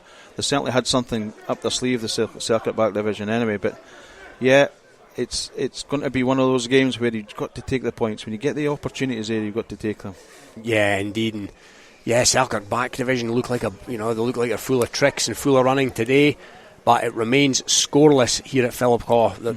17-18 minutes gone in this one. Selkirk certainly with most of the territory without any points to show for it. So it's an Accies scrum. 6 metres inside the Selkirk 22, and Selkirk have got a shunt on there. Oh, but illegally so, says Grant Stephen. And I'm no expert in the dark arts of the front row, Scott, but that appears to be a cheap out for the Accies. Yeah, Grant Stephen's in a hell of a better position than what we are just now, but you can see he looked better, not impressed at all. They obviously felt they had the ascendancy there in that scrum. I always think if we've got a good ascending scrum and it's going forward, then maybe we should just be doing the basics right, but there must have been some skullduggery going on there. Yeah, I think that's probably the best word to describe it. Yeah, Petty certainly didn't look too pleased with the decision, but it's going to be it was a good scrum though, and I think that we need to, if we want to win this game of rugby today, we've got to need to win it up front. Yeah, and just to try and show our authority a wee bit more. Indeed, Accies have kicked that penalty to touch and they've won the line out. Now they try a rumbling maul of their own, but that's not going anywhere too fast. So Granger's in looking for it. The scrum half, has it gone to ground? There's a Selkirk body in there, that of Bruce Riddle. Is he going to be pinged? No, he's trying his best to roll out of there, Bruce Riddle, but Granger's going to... Oh no, it's popped out the back and Granger's had to go down on it. That's not what he was expecting. He won't be too happy with his forwards for that one, having to mop up their sloppy work. So are they going to put it... Are they going to put up the box kick Accies here, or are they going to send it back to Hart? No, they're going to have another rumble with the forwards. Selkirk have defended that easily enough. So Accies maybe 6 or 7 metres out with their own 22. And now Granger does put it up into the sky. Is that going to go into touch? Yes, it is, and he's out with the 22, so they're going to take that back. And Accies not looking all that cohesive at the moment. No, I think fair play to Selkirk. They're putting them under pressure. It's really messy in about that ruck or maul time, and I think maybe the referee at times needs to take a wee bit of control of it and manage the situation a bit better, get those bodies away from that tackle situation, and let us play a wee bit of rugby, because it's a cracking day for it. Yeah, the lineouts come back on the Selkirk side, not as intended, but they've got the possession nonetheless, and it's Cottrell carrying it hard into his man there. Now it's going to be Hamilton again to Nixon. Nixon's looking for his runners, and he's got a willing one from Macomb. The back row Macomb. Now it's out to Monroe Job, his fellow back row player. He's been scragged there, however, but he's maintained possession. Now it's Hamilton again. Hamilton and Nixon. Nixon to Svadrak. He's carried 3 or 4 times already today. Now there's an Accies player in over that. It's the yellow boots of Rory Campbell, but he's been in there against the wishes of the referee. So here comes James Head. Another good carry from James Head. Advantage coming for Selkirk here, but so they're gambling with house money at the moment, but yeah, not going too far or doing too much with it, so the referee's going to bring them back, and it's a penalty to Selkirk. 2 metres inside the Accies 22, over across on that far 15. metre line. And Scott Tomlinson, if you're the coach of... If I would take the points now. We've been down here for quite some time. I would take the 3 points. I see they've went against my decision quite right, and I went into the corner. Yeah. But that shows the attacking No, it does. intent. You can see they're confident. No, without a doubt. Yeah, and that's the confidence that comes from 3 games unbeaten. You fancy this time last season, Scott, they're probably going for the post there, but it's going to be a line out 5 metres from the Accies line. The first venture of Selkirk up towards that Accies line. It's Bruce Riddle to throw in, and it's been won cleanly by Selkirk. So here the drive comes on now. The bodies are in there. Accies have repelled that a metre or so, but Selkirk have set. Now I think it's Bruce Riddle at the tail there. He has to watch he doesn't get isolated there. Riddle, no, he's gone to ground sensibly so. Oh, but there's been an infringement in there from Selkirk. Oh, and Rory Campbell tried to take the penalty quickly for Accies and was impeded, but I think the referee's going to let that one slide. But again, the chance goes begging. For me, it was fair play to Edinburgh Accies. Their defensive line, it was strong in there, and we managed to get a wee split in there, but it's really important that we don't find ourselves isolated. I think Petty and Zen were right behind Bruce Riddle there, but just to stay strong, we don't need to split away and try and get 5 metres in front. I think that rumbling line, it could certainly be a massive part of the game to do. Yeah, it certainly looks like it's serving Selkirk well so far, as Accies kick the penalty to touch. They've not made massive ground with that one, so it's going to be a line out over on that far side to Edinburgh Accies. 4 or 5 metres outside their own 22, but a lot of the rugby in this game so far has been played. A lot of rugby on the touchline, a lot of line outs, and this is going to be another one. Hamish Campbell. To his namesake, Rory Campbell's been the go-to man, the number 8 so far, the Campbell combination. And now they're going to go again. They're taking their time every on the time line out. Goes to Rory Campbell. Yeah, Rory Campbell. Poor guy can't do anything. Yeah, he's other than win lineouts at the moment. Yeah, and he's managed to somehow palm that one back. It dropped in front of him, but he got a big mitt to it. So rather than put it in the box this time, Accies forwards are going to try and trundle it another couple of phases first. But Granger's at the base now. Granger puts it back to Hart in the pocket, and Hart was under pressure, and he's had to find another man rather than kick it himself. And it's the big winger that we spoke about. It's Lewis Wells, and Lewis Wells, he's met hard there, and it's a good tackle eventually by Scott McClimate, but he's made 30 metres or so. Lewis Wells, the youngster, and there's a penalty coming for Accies here as well. So Accies, big territorial game there, and we spoke about him earlier, and we spoke about him pre-match, Lewis Wells, and that's, he's a big boy for a 19-year-old. Yeah, I've never seen him before, but I've seen him when I ran up that touchline chasing that kick before, and he looks as if he's limping there actually, but he's a very strong rugby player, isn't he? Oh yeah, he does actually look like he's limping there. That would be a blow for Accies, because with 4 tries to his name so far this season, he's clearly an attacking weapon. But the penalty has been kicked by Accies, and now they have their first meaningful territory, you could say. It's going to be a line out to them just outside the Selkirk 22. Yet another line out, but the referee's going to give Wells an opportunity to sort himself out. Or actually, Wells is coming off. He's leaving the pitch, Wells, and yeah.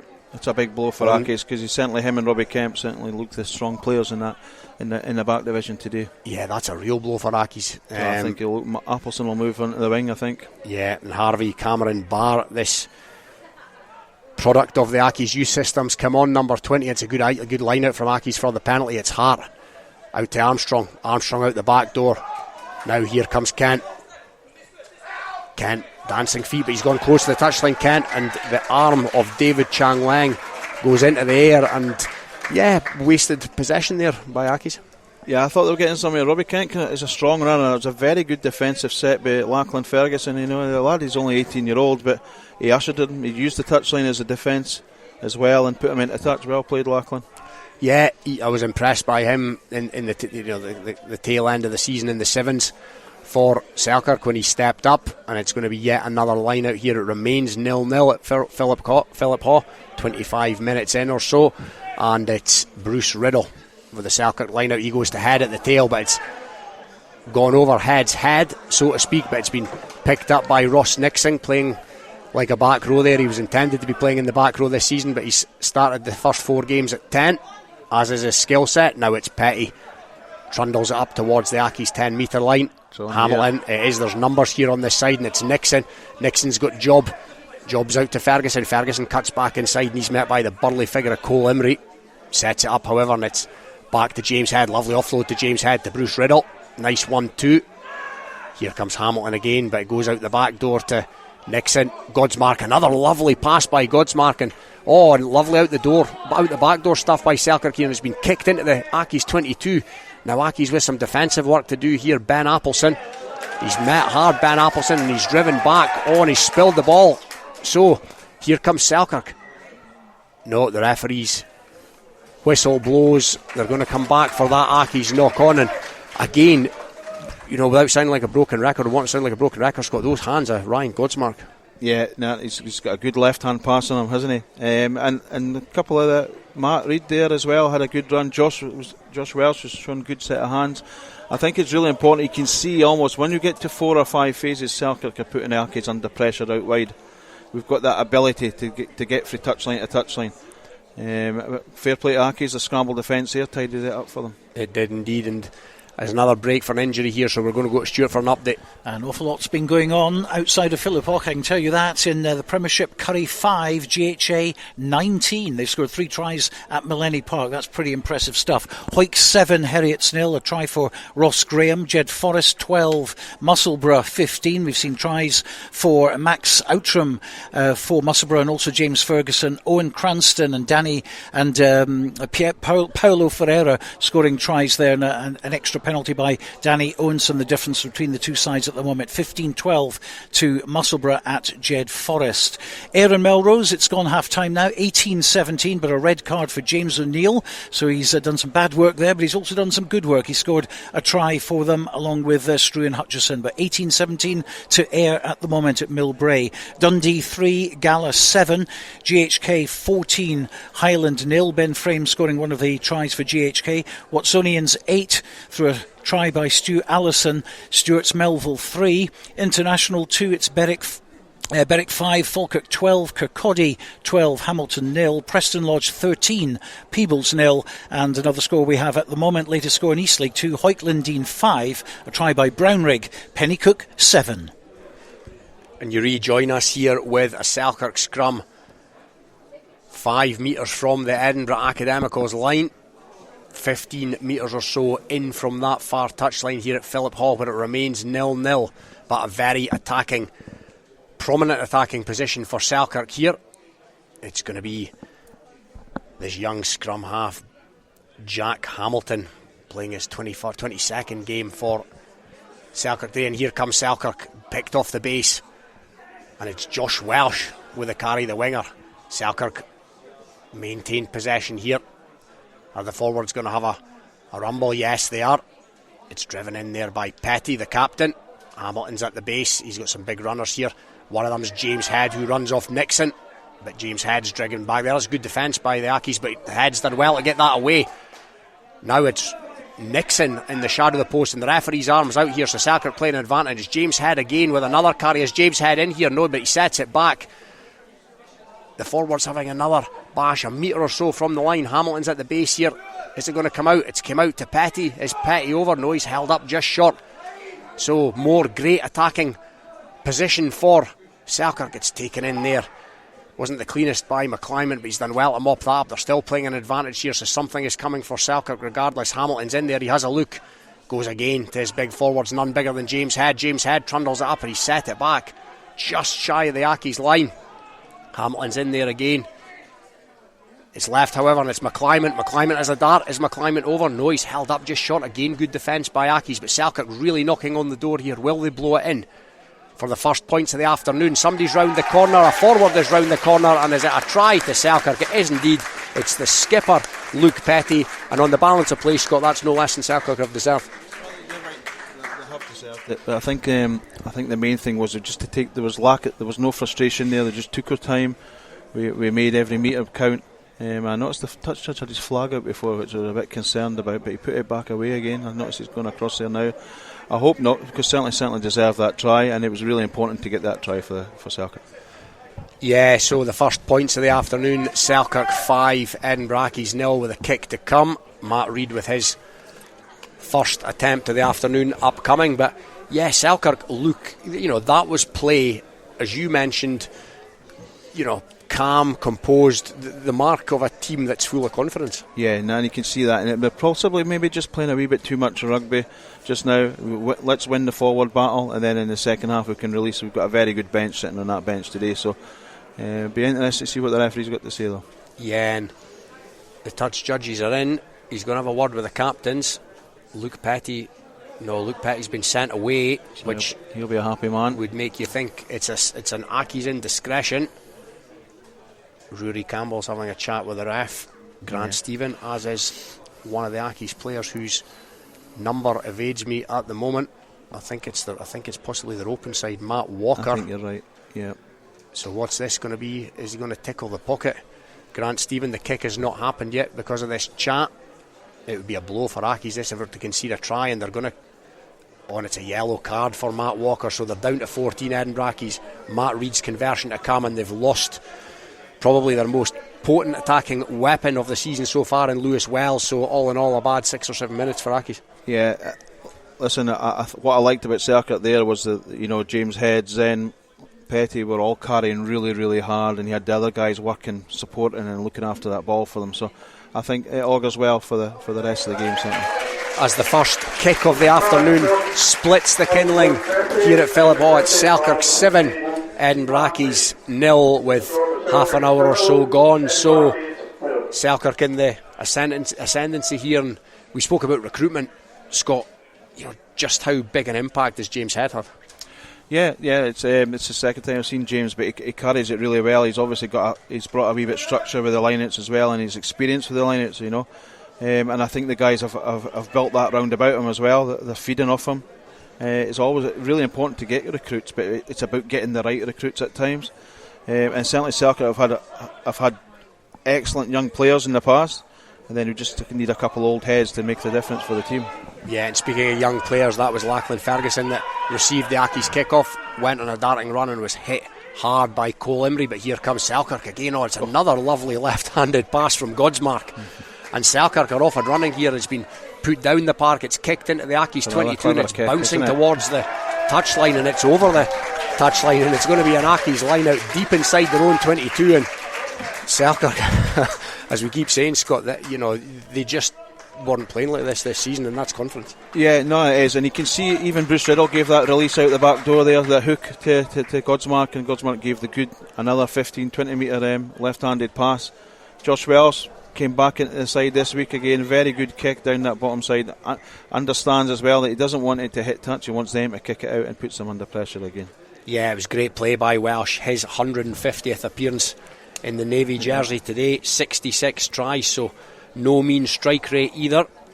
He captained Selkirk Youth Club in the 2012 Scottish Under-18s final, so he knows his way to the try line, no doubt. And is there another injury here?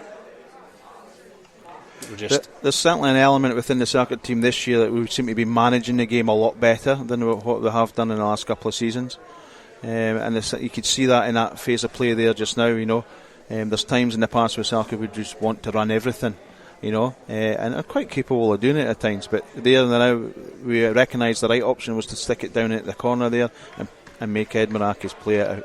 Yeah, sensible play, and there's been a great balance between forward play and back play here, and interlinking between forwards and backs. You mentioned Bruce Riddle there with the out the back door pass, and like I say, just a team that look full of confidence at the moment. But it's an Accies line out, and they've taken that well.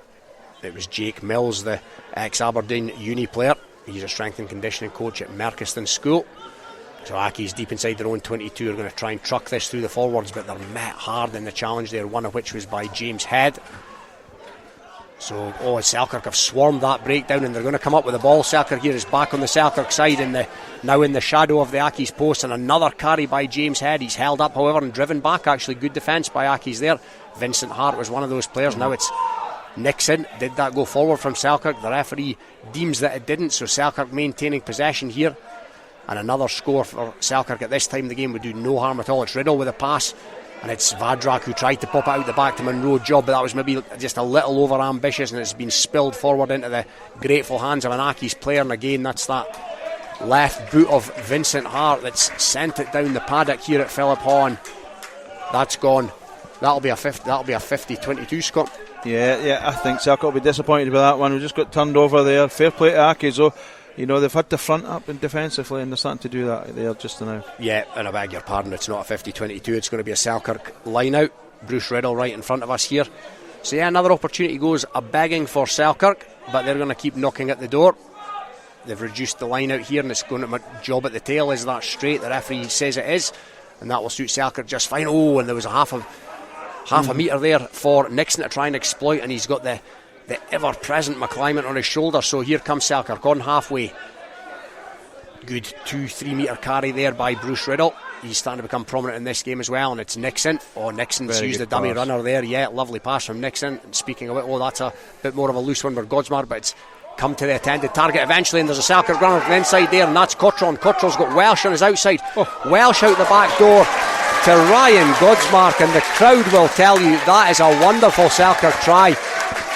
Yeah, what do you make of that one, Scott? Absolutely tremendous. 4 young backs all involved. A great little half break by Matt Reid there, and then he offloaded to Josh Welsh, and Godsmark finished off. Great try under the post. Yeah, great team try there by Selkirk. Again, that stems from their own half, and forwards and backs in complete harmony, complete unison. That takes us out now to Selkirk 12, Edinburgh Accies 0, and we've little more than 4 or 5 minutes remaining on this in this first half. It took a while for Selkirk to broach that Accies line, but they look on fire now. It eases the frustrations. There'll be a few fingernails getting bitten down that bottom in front of the stand before, but I think after that play now, I think their confidence will be sky high. As I say, they've got a strong bench in the second half as well, so I'm really enjoying Ryan Cottrell playing his rugby just now. He's playing with a real passion and a real kind of freedom at 13, along with Godsmark at 12. So no, it's all good just now for Celtic. Yeah. And Reid has added the extras, which takes it out to 14 points to 0. And yeah, you mentioned that man Cottrell. He's a wonderful player at any time, but yeah, he looks like he's absolutely brimming at the moment. No, he is. He's done a lot of strength and conditioning over the last couple of seasons. He struggled at youth club level just to find his position, but he's certainly got that now at 13.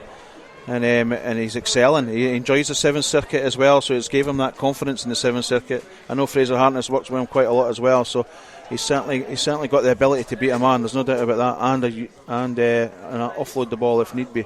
I've actually been really impressed with Ross Nixon as well, understanding when it's the right time to take it on and have a wee go himself, or when it's on just to release out the back door. So Ross is playing well at 10. He certainly is. I've been really, really impressed by him so far this season. Playing out of position, not just out of position from his usual centre berth. He was due to play 6 this season, so said Scott White prior to this match. So for him to fill in at 10 for 4 games, but he's played 285 games for the club. You don't do that unless you know your way around a rugby park, and that's certainly where he's directing Selkirk at the moment. But it's an Accies line out 10 metres or so outside the Selkirk 22.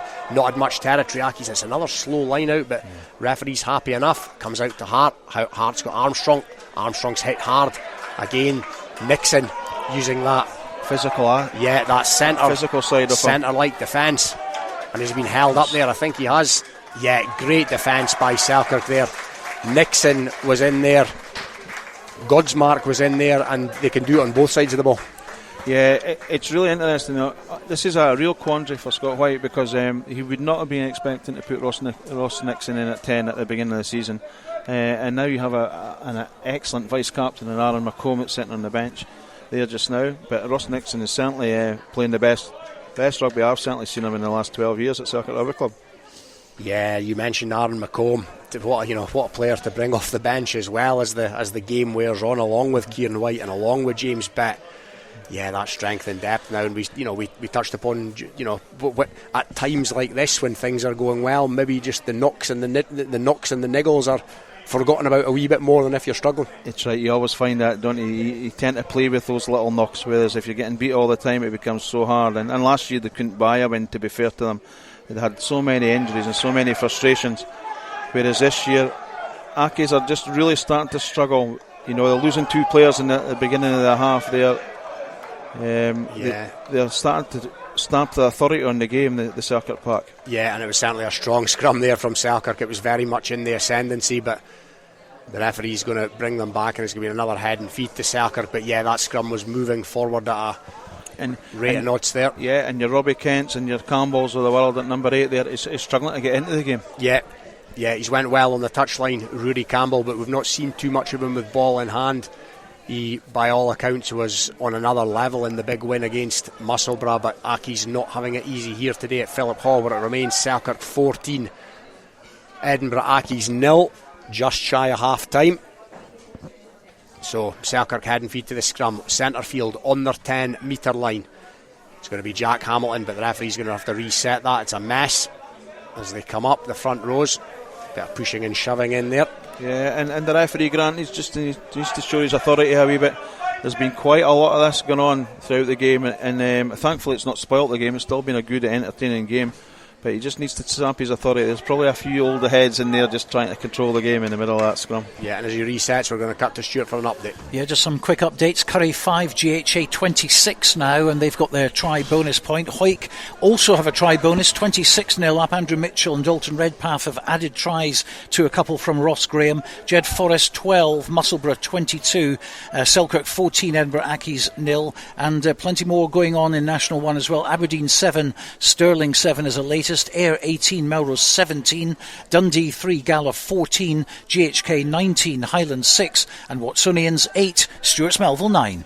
And we're back underway here. The ball is at the feet of Selkirk's Munro Job, the number 8, as that scrum goes forward at a rate of knots. Is he going to play advantage? Grant Stephen, no, he's going to award Selkirk the penalty, which was always coming. So just shy of half time, Selkirk's scrum really in the ascendancy. That really is a feather in the cap for this experienced Selkirk front row, and it's going to be put down the touchline. Yeah, Aki's tight head prop Clem Lacour will not be happy with that. Clem played for Selkirk for a number of years before he moved up to the city. He won't be enjoying his afternoon at the office at the moment. Yeah, of course, an ex-Selkirk man. He brought up 100 games for the Accies back in November last year, originally from Auxerre in France, but yeah, he's having a tough time of it at the moment.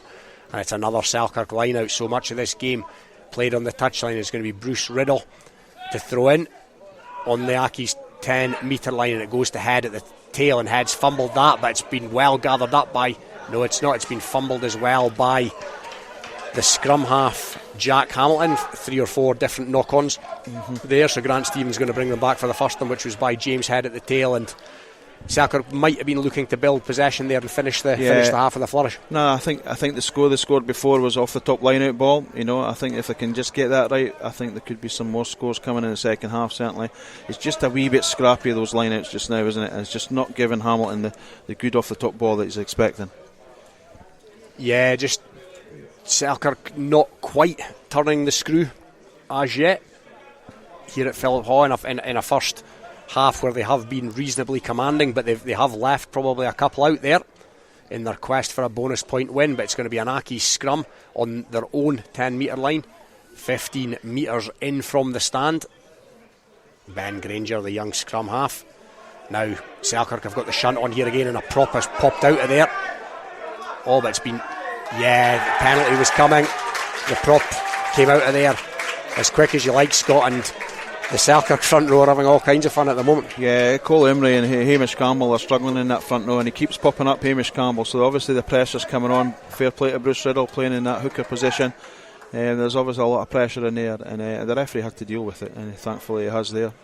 Yeah, Bruce Riddle, will really like him as a player. He doesn't take a backward step, and he puts himself about, he gets in the face, and he's going to have a throw-in to carry out here, as the line out is going to be just inside the Accies 22, and if Selkirk can go down the tunnel here with a third try, they will be in the finest of fettle as they look to build on this 14-0 scoreline with not long to go in this first half. So it's Riddle goes to Job, but again it's gone over Job's head, it's gone squint, so say the referee. It was fumbled by Hamish Campbell, the Accies hooker, once it was retrieved at the tail, but the line out just a wee bit awry at the moment. I feel sorry for Bruce because he works really, really hard in the loose, and obviously he's a natural prop that's done really well, and he lost a fair bit of weight and he's moved into that hooker position. So the hooker role is so different when it comes to getting your arrows correct and right, and it was just missing It may well be a lifting problem at times as well, not always the hooker's problem, but certainly if we can get that right there, there'll be an abundance of ball for the Selkirk back division, and that's what we're looking for. Oh yeah, and that's not what you want to see if you're an Accies player, an abundance of ball going at the hands of the Nixons, Godsmarks and Cottrells of this world, who they look a very good midfield unit. You can see them champing at the bit, the Selkirk back division at the moment. They really are wanting to get their hands on the ball.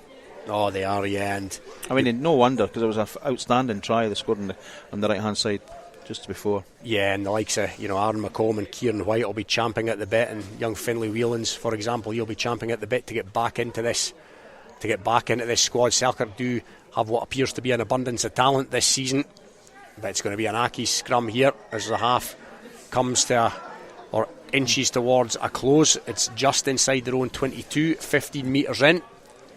Not had much territory at all so far in this game, Accies. No, they haven't, have they? Maybe 2 stints into the Selkirk half, so it's difficult for them. They came off the back of a defeat against Hawick at home last week. This is their first away game this year as well for Accies, so it's there'll be some tough chat at half time for them to try and resolve this and turn things around. Yeah, when I spoke to their coach yesterday, he mentioned that maybe Hawick just were able to get soft shoulders and get into the ascendancy maybe a bit easier than he would have liked, and we've seen that here today. Yeah, you can see that with the Accies team. It's just a different type of team than what we've expected over the last couple of seasons. No lack of skill, no lack of ability. They're just maybe up front they're struggling a wee bit, and obviously the 2 early injuries has not helped those matters. No, in all fairness, that definitely hasn't helped the cause, as Hart sends what was an Accies penalty into touch almost right on halfway, so it's going to be an Accies throw in, yet another line out in this first half. Hamish Campbell, the hooker, he'll look to hit his man as the Accies forwards have a chat here and try to right a few wrongs, you would think, but it's going to be Campbell. It's been a Campbell combination at the touchline so far. Hamish to Rory. Rory's gone at the back and it goes towards him, but again it's gone over the top, and it's to Bruce Riddle, who eyes up Vincent Hart and runs straight at him. Decent enough effort in defence by Hart, in all fairness, but here comes Selkirk again. James Head, lovely pop out the contact from James Head, and it's McComb up towards the 22, and Selkirk playing with gay abandon here, and that's a lovely line. Another great pass by Godsmark, and Cottrell coming at full tilt, and Selkirk very much in the ascendancy here towards the end of this first half here at Philiphaugh. 14-0 there to the good, and another good offload. Oh, but that's gone forward, and I think in all fairness, Scott, we've seen that up from up here as Grant Stephen, the referee, brings the first half to a close. And yes, Selkirk, we've said it before, they look a different team this season. Yeah, listen, even just simple plays like James Head carrying the ball in 2 hands, carrying it with real conviction. Matt Reid there just now coming on the ball with pace on that far side of the touchline. A fair play to Selkirk, they're coming in with loads of confidence, but it's still only 2 tries, and I think if I was Scott White or Dan Hogan, I'd be reiterating the fact that we must win that paramount up front and destroy them up front there and then release to the backs later on. But all in fairness to Edinburgh Accies, they've actually defended really well at times. Yeah, they've stuck to the task manually, as you mentioned before. They lost a couple of important players early on, and they've not really recovered from that, and they've not thrown too many shots. They've defended, but they've not done much in attack. Yeah, I'm really impressed with Selkirk, the way they're trying to play the game of rugby as well. Really expanding the touchlines and creating space in the middle of the park when they do go from touchline to touchline. I think, as I said before, Ross Nixon, been really impressed with him at 10. Godsmark's got an excellent left-handed pass. It's just worked really well for him in that first half, and I think truthfully we're in complete control, but that worries me at sometimes because we've had so many opportunities in that first half and we've never been able to we've only turned around twice. Yeah, so Accies will have something to find in that second half. Selkirk will be looking for more of the same, no doubt. And what do you think the message from Scott White will be? Obviously it'll be more of the same, but I think the key thing for me is just to keep turning the screw up front. You can see the ascendancy they're having in the forwards now. I think our back rows playing the game almost at half cock, where it's almost very easy for them at the moment. So Monroe job, if he can get his hands on the ball and start maybe connecting with the back division as well, then I think playing up the hill towards the cricket field in the second half could well be a good thing for the suitors of Selkirk. Yeah, and we're going to cut to Stuart for some half times. Yes, indeed. It's all been happening outside of Philiphaugh today. Let's have a look at the Super 6 first of all. Heriots 22, Boroughmuir Bears 25. That was a result that kicked off at 1 o'clock today. Curry 10.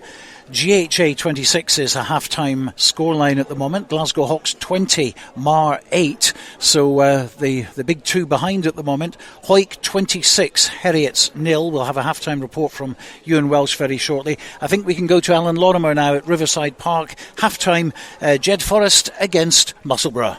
The half-time score here at Riverside is Jed Forest 12, Musselburgh 22. Musselburgh opened with a try by flanker Max Outram, but a swift reply by Jed produced a try for Owen Cranston, converted by Lewis Walker.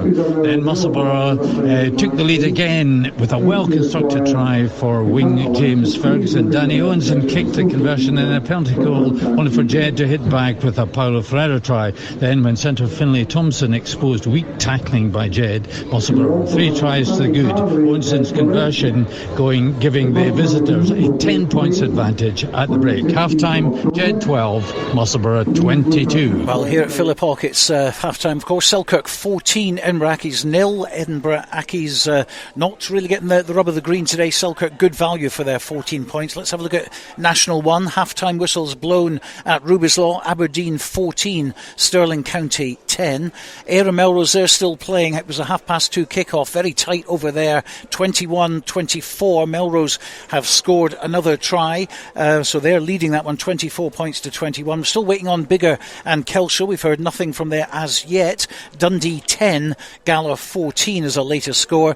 GHK 19, Highland 6, and it's half-time at Mireside. Watsonians 15, Stewart's Melville 9. International 2 we go, and it's Kirkcaldy 26, Hamilton 7. Preston Lodge 20, Peebles 0. So Peebles down to 13 men with a couple of yellow cards just before half-time. They're not having it all their own way at all this afternoon. But also in National 2, it's Berwick against Falkirk. You remember Berwick defending that home record which goes back to 2017. Let's bring in Mickey Yanotta. He's at Scremerston for a half-time score. Half-time, Berwick 12, Falkirk 17. Berwick's home record under threat. It was a cagey start, but on 11 minutes, a superb drive from the returning Darren Goodfellow and offload from Jack Webster presented James Thompson with Berwick's opening try of the season. Webster missed the difficult conversion. 7 minutes later, Berwick, defending on their own line, cruelly exposed as Falkirk switched play for a comfortable try for Andrew Graham. Immediately followed by a 20-metre run from Gregor Ramsey and a soft try in the corner, Graham's second. Duncan Tompkins converting only one. Shortly before the break, a brilliant response. Nelson Melrose driving over, Webster this time converting. Falkirk's strength, though, let me tell you, is their power amongst their forwards. Half-time, Berwick 12, Falkirk 17. Thank you, Mickey Yanotta, live from Scremerston. Well, let's go back to the Premiership. A great afternoon's work so far for Hawick against Heriots at Mansfield Park, and here's Ewan Welsh. Well, half-time at Mansfield Park, and it's Hawick who have been the far dominant side, and that's reflected in the scoreline of 26 points to 0. Nicky Little, Ross Graham, Andrew Mitchell and Dalton Redpath have all crossed over the whitewash for the Greens, who had secured the bonus point within 35 minutes. Heriots have had a few ventures into Hawick 22, but all the momentum has been with the home side, who will be looking to continue into the second half. Half-time at Mansfield Park, Hawick 26, Heriots 0. Based in Galashiels but covering the whole region and beyond, Borders Mortgage Hub is your one-stop shop for all things mortgage related in the Borders. Visit us at bordersmortgagehub.com or call us on 01896 807 008. That's 01896 807 008. Borders Mortgage Hub. Mortgages for the Borders in the Borders. Hello, this is George Ingles here, and I'm thrilled that my songs are now available on 2 albums, Anthology and Lockdown Blues. Late in the evening, she's wondering what clothes to wear. Both available on iTunes to download and stream. I am the train, been gone since 69. George Ingles Anthology and Lockdown Blues. Check them out now on iTunes and other digital sites. Hi, Nicky Walker here, Curriculum Learning Manager for Sports and Outdoor Activities at Borders College. Have you ever considered turning your passion for sport into a rewarding career? If so, then why not get in touch at borderscollege.ac.uk/sport. Borders College, regionally focused, globally engaged. To commemorate the 7th anniversary of the opening of the Borders Railway, an 8 DVD box set is now available featuring the complete series Borders Railway from start to finish, plus the full hour-and-a-half documentary 5 Years On, which examines the possibility of an extension to Carlisle, plus extra features, including a cab journey along the entire Borders Railway, all for the special price of just £14.99, including post and packing. You can get your copy direct from hotdisc.co.uk/shop. That's hotdisc.co.uk/shop. The 8 DVD box set, The Complete Borders Railway, is available now. This is Borders Rugby Special on Borders Rugby Radio with Stuart Cameron. And we're live at Philiphaugh in Selkirk. It's Selkirk 14, Edinburgh Accies 0 at the moment in the Premiership. That's our featured game today. More commentary with Scott Tomlinson and Robin Purdie coming up. Just going over those Premiership half-time score lines. Currie 10, GHA 26, Glasgow Hawks 20, Mar 8, Hawick 26, Heriots 0, Jed Forest 12, Musselburgh 22, and 14-0 here. In fact, the players coming back onto the pitch now. Edinburgh Accies back anyway. They're 14-0 down. Let's enjoy the second half now with Robin Purdie and Scott Tomlinson. Yes, thank you, Stuart. You're right. Accies are back on the field. They have some work to do. It looks like they are back up to the full complement because the yellow carded man in the first half, Matt Walker, their open side flanker, is back out there as Selkirk emerged from the sheds, and we spoke about it just after the half ended. Scott said it's just more of the same here for the Sooters. Yeah, truthfully, I think it's a powerful first half display, a real confident display. What will be interesting in this Selkirk team is can they continue that again and continue to play really good rugby in the right areas of the field. Can that still progress in the second half of the game? And if it does, and they come away with maybe possibly a bonus point win, then we could be looking at a special Selkirk team this year. Yeah, I mean, you've obviously seen an awful lot more rugby here than me. Can you remember Selkirk forwards beating up City teams in the manner that has happened here today? No, because we've always been renowned for being that smaller team. So again, it comes down to recruitment, picking the right people that blend with the club as well, that get on with the other players. So it'll be interesting to see how this second half goes. Yeah, and we're back underway here. Vinnie Hart kicking off for Accies, taken in by Selkirk, who are now attacking the cricket club end here at Philiphaugh, 14-0. As the Selkirk backs running it through the hands early on. That's it was a lovely offload by Cottrell to the onrushing Matt Reid, but it's been spilled. Now Accies have got a chance from which to build just outside the Selkirk 22. Maybe a slight sign of overconfidence there from Selkirk, but let's see what happens. That's a good pass by the classy Ben Appleson, but Accies not making too much territory here, albeit maintaining possession. So it's Granger. He finds Leclerc, this big Frenchman, and that's a powerful carry from Leclerc, but he's halted. Now here come Accies again. They've got a man on the charge there, and it's Rory Campbell. Not seen too much of him ball in hand in the first half. He's been held out. The referee signalled Selkirk to leave him alone, so Campbell goes to ground, and it comes back on the Accies side. There's Hart, and that's a nice pass by Hart out to Richard Thompson, the second row. Granger again. But it's been spilled. Spilled forward by Selkirk, and illegally so. Edinburgh Accies will have a penalty almost on the 22, fairly centre field. Scott, what do you think they'll do here? Possibly, I think they would get in the game and take the points. But that was just Ross Nixon just getting a wee bit over anxious and went into infringe the scrum half there.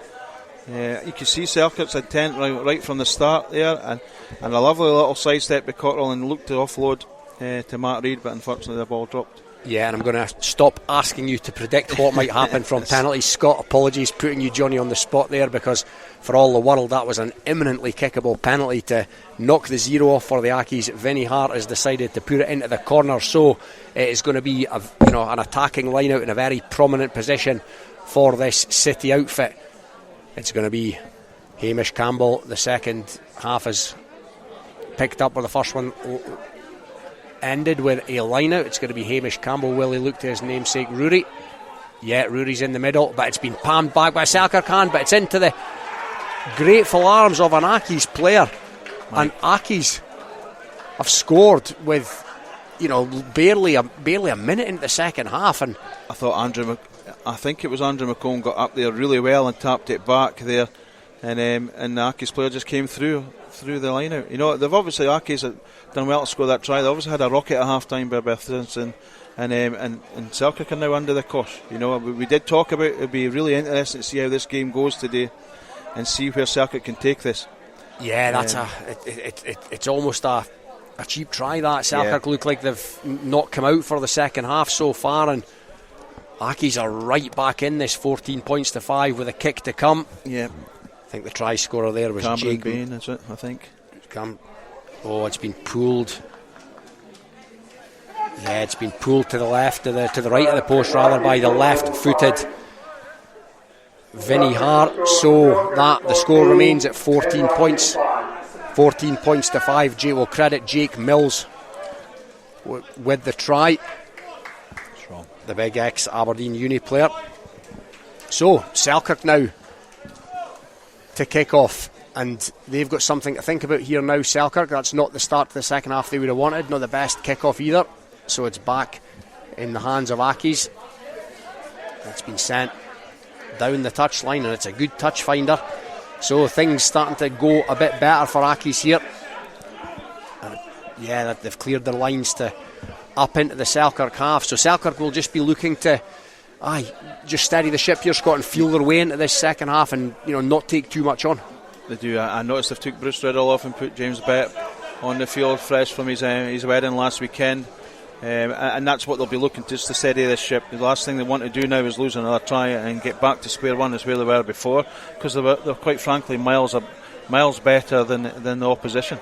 And there's another change being made there, which could be significant. That's Kieran White going on, but it's Ryan Godsmark, so impressive in that first half. He comes to the touchline. So is that tactical, Scott? Is there injury? No, he's struggling with a hamstring, I think. You can see him, he's now strapped up fully. Yeah. Possibly that 10-minute stint at half time's just tightened right up, but he's certainly a classy outfit, and I think Scott White will be doing everything he can to make sure he doesn't go back to Belgium in 6 weeks' time. Yeah, but Kieran White, a decent replacement to come on. So first meaningful possession of this second half for Selkirk. The forwards take it up towards the Accies 22. James Head, again he's popped it out the contact, and they encroach just over that halfway line. White's got runners here, but he goes out the back door to Nixon. Nixon had Cottrell coming fast, and now Accies. Cottrell spilled that, and it's a lovely pass by Rory Campbell. Now it's out to Harvey Cameron Barr for Accies, and that Cameron Barr's off and running here down the touchline. Is he in touch?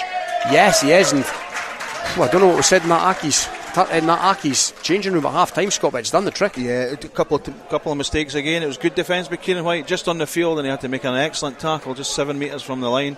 But you can see Rory Campbell, they're feeding off the mistakes of Selkirk in the start of the second half. Yeah, maybe just a wee bit over ambitious there from Selkirk. Look like they're trying to run from everywhere at the moment. Obviously have this bonus point in mind.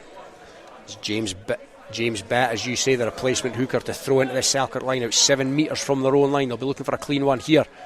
And it's James Head that goes up. Again, it's gone over Head's head, and it's back on the Accies side. Now it's Hart.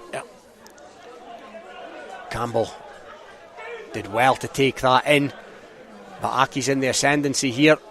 So much more energy. Yeah, just now, masses of more energy, and back it comes to Hart. They've got numbers on this near side, and here's the dangerous Appleson again.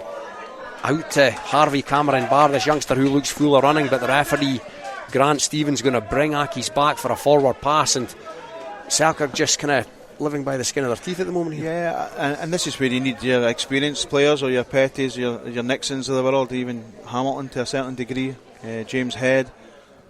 Just take the pace off the game, settle things down a wee bit, and there's more energy from the Accies team, and probably more energy from our bench at the moment, the Selkirk bench, because they don't want to lose that significant. Little musical interlude there for your listening pleasure, but it's a Selkirk scrum just inside the Accies 22. Now they had the scrum ascendancy in the first half, Selkirk, but that's a more solid one from Accies. Hamilton Job's got it at the base. Now Hamilton picks, feeds Nixon, and Nixon sent it down the park here, but that's not going to go to touch. It's going to come back to Appleson. Appleson with a big pass infield to the other big winger, Max Wallace. That's been knocked on by Edinburgh Accies, and they've coughed up cheap possession. So yeah, again, Selkirk just trying to, they don't look like they've come into this second half all that sure about what they're supposed to do. No, it'll be interesting to see what happens here. Obviously need a good platform to begin with. Ross Nixon will be one that you can see actually the sun in their eyes, that lower sun, that winter sun just starting to kick in now. It'll be interesting to see what we do here, whether we have a go at them or whether we just do. For me, the sensible option would be to stick this into the corner here and put pressure on Accies and just try and reaffirm the ascendancy into this game. Yeah, it's a very valid point you make about the sun there, Scott. You can see from here almost some of the Selkirk players squinting into it. The sun has very much come out here on what is now a glorious afternoon at Philiphaugh. It's 14 points to 5 in Selkirk's favour. 7 minutes or so into this second half, and another solid Selkirk scrum. Again, job at the base. Hamilton's going to take control, but it starts to wheel round, and Nixon's kicked it, but it's not gone to touch. It's gone to Appleson, and he's returned the favour. So back to Ferguson, and Ferguson's put it up in there. First bit of kick tennis in this game. Cameron Barrett was that took it in. Now it's out to Rory Campbell. Rory Campbell likes a run in broken field, and Rory Campbell's done really well there. And again, Accies now into the Selkirk half, but the touch judge over on that far side, or the assistant referee rather, David Chang Lang, has deemed that the player's gone into touch. So yeah, there's a game on now here, Scott, and we wouldn't have said that going into half time. No, it's always the same, isn't it? No, and a fair play to Accies. They've came out here fighting. They're obviously still hurting from last weekend as well. They're certainly putting a wee bit more air on the ball, and obviously feel that there's opportunities out there to be had. A nice little half break by Rory Campbell there just now to send the winger away. Selkirk need to just tighten their ship a wee bit and certainly boss that game up front. I think that's the key to the area there. If we can do that and starve Accies a possession, then I think eventually Selkirk will come good in the end. But fair play to Accies. They've came out in here at the start of the second half and certainly looking to make a game of it. Yeah, and you mentioned Rory Campbell there, the Accies skipper. Other than the line out, we didn't see much of him in the first half, but he's had 3 or 4 very meaningful touches, meaningful plays in this second half, and you feel that if Accies are going to come more and more into this game, then he's going to be an integral figure. Yeah, and you could see him, he was almost trying to control those lineouts in the first half, hardly getting any ball whatsoever. As soon as he gets his hands on his ball there, he can control the game a lot better for there, and they'll be certainly looking to try and do that in the start of the second half. I like the look at Appleson at fullback as well. That was a good kick by Ross Nixon at the corner there, but Appleson was sitting right exactly where he wanted to be, as a good young player would be doing anyway. So, I think the sun will play a part on it, to be truthfully honest. I think we maybe underestimated that weather in the start, certainly in the first half for Accies.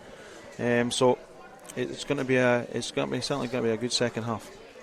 Yeah, Accies have made a change. The burly figure of Fraser McCaslin is on. He played Edinburgh under 20 in 2019, another product of the Royal High School. So here comes Selkirk. They've taken the line out ball, and it's McClyman who hits it up just shy of their own 10 metre line. A bit more direct from Selkirk here as the man cuts in field. That was James Bett, and there was a high shot on James Bett, so the referee's arm is extended. Free ball for Selkirk here, and so being a wee bit more adventurous with it, but that's a good pass. Now is the referee going to deem the advantage to be over? It was kicked on by Josh Welsh there, but no, the referee Grant Stevens going to bring them back, and this will just give Selkirk a wee bit of a foothold. And that started with a good line out, a good arrow throw by James Bett off the top ball by James Head, and then suddenly we were looking at multi-phases, and I think that's key to the Selkirk game this afternoon now. It's just continuing to keep that ball, starve Edinburgh Accies a possession, because you can see the potential that Accies have got if they get the ball wide. Yeah, we didn't see any of it in the first half really, other than a run up the far side by Lewis Wells, who departed shortly thereafter, and which was undoubtedly a blow for Accies, but that's a good touch finder for Selkirk over onto this near side. So the arrows went well for James Bett the last time around. They'll be looking for more of the same here as Selkirk try to establish that foothold into this second half. Game of two halves, for want of less of a cliche, so far in the second half. Selkirk being so dominant in the first.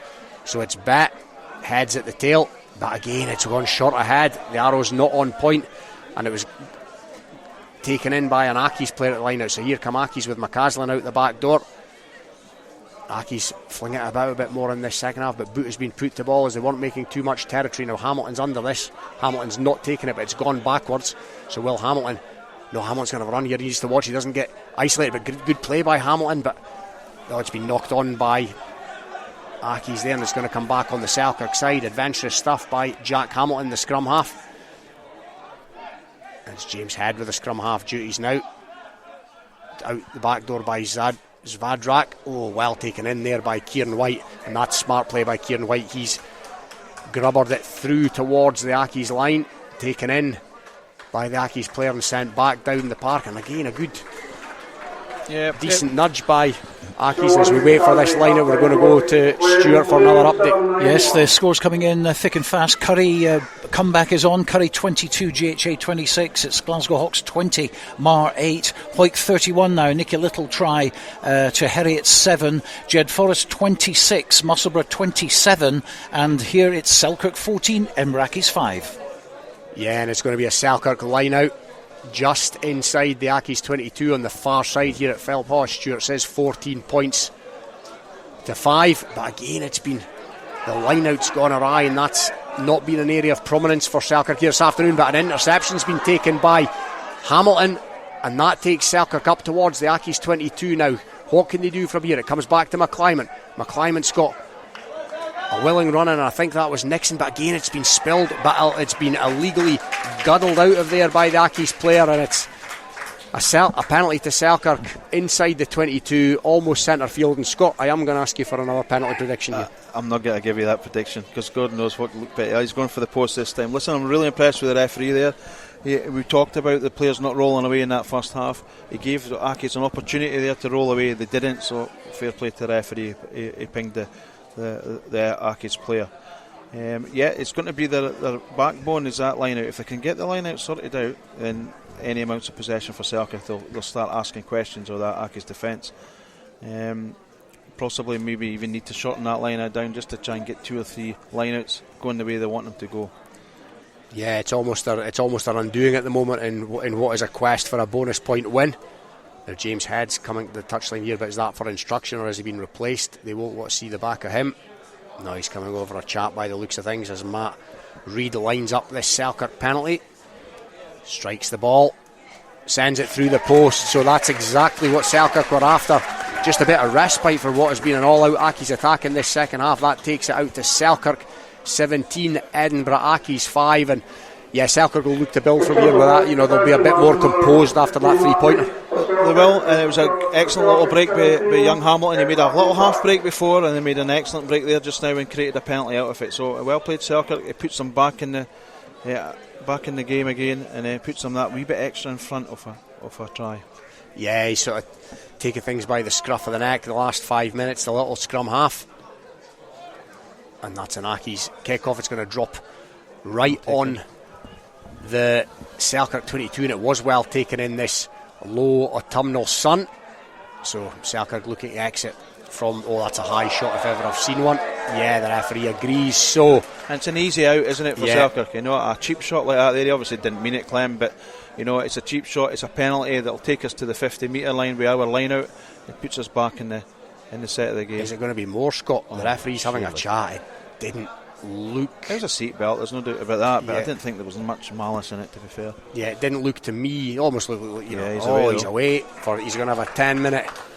All because he couldn't be bothered to bend his back, basically, for that hit. Yeah, in fairness to, I think it's Lacour, in fairness to him, that didn't look like a yellow card high tackle to me. But he's giving it the old French with the arms. He is, yeah, that didn't look like a worthy of a yellow card, but I am not the man in the middle, and Grant Stephen is, and he deems that to be significant enough. If you're going by the letter of the law, then yes, it probably was a yellow, but that's the way it is nowadays. Yeah, and that gives Selkirk a real fillip here, and they've sent the penalty up to just shy of the halfway line. so they will no doubt be looking to make hay while the next 10 minutes of sun shines. Again, it's going to be Bet with the throw in. Selkirk line out not been particularly impressive so far this afternoon. They'll be looking to right that, so let's see what happens with this one.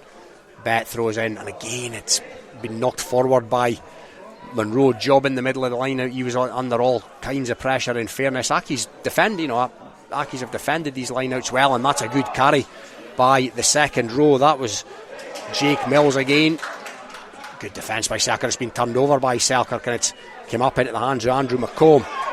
Now, long looping pass out to Kieran White. Kieran White comes back on the inside. Doesn't want to get isolated, Kieran White, but no, he's got his support runners there.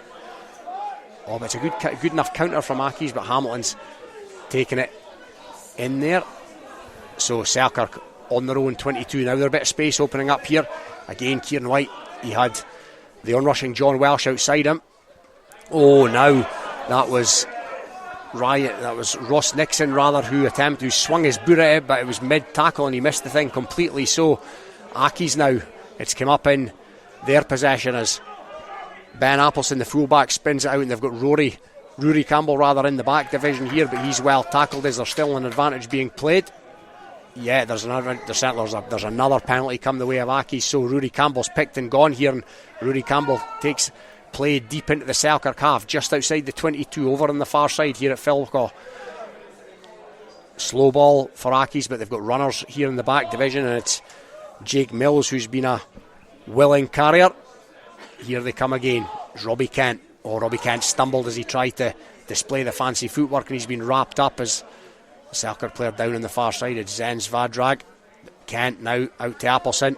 Appleson's got Cameron Barr on the outside. Cameron Barr tries to chip his man, and it's come back to Cameron Barr. Cameron Barr's going to be in here, and that's all his own good work, Scott. Yeah, it's an excellent skill, wasn't it? Really, really good skill.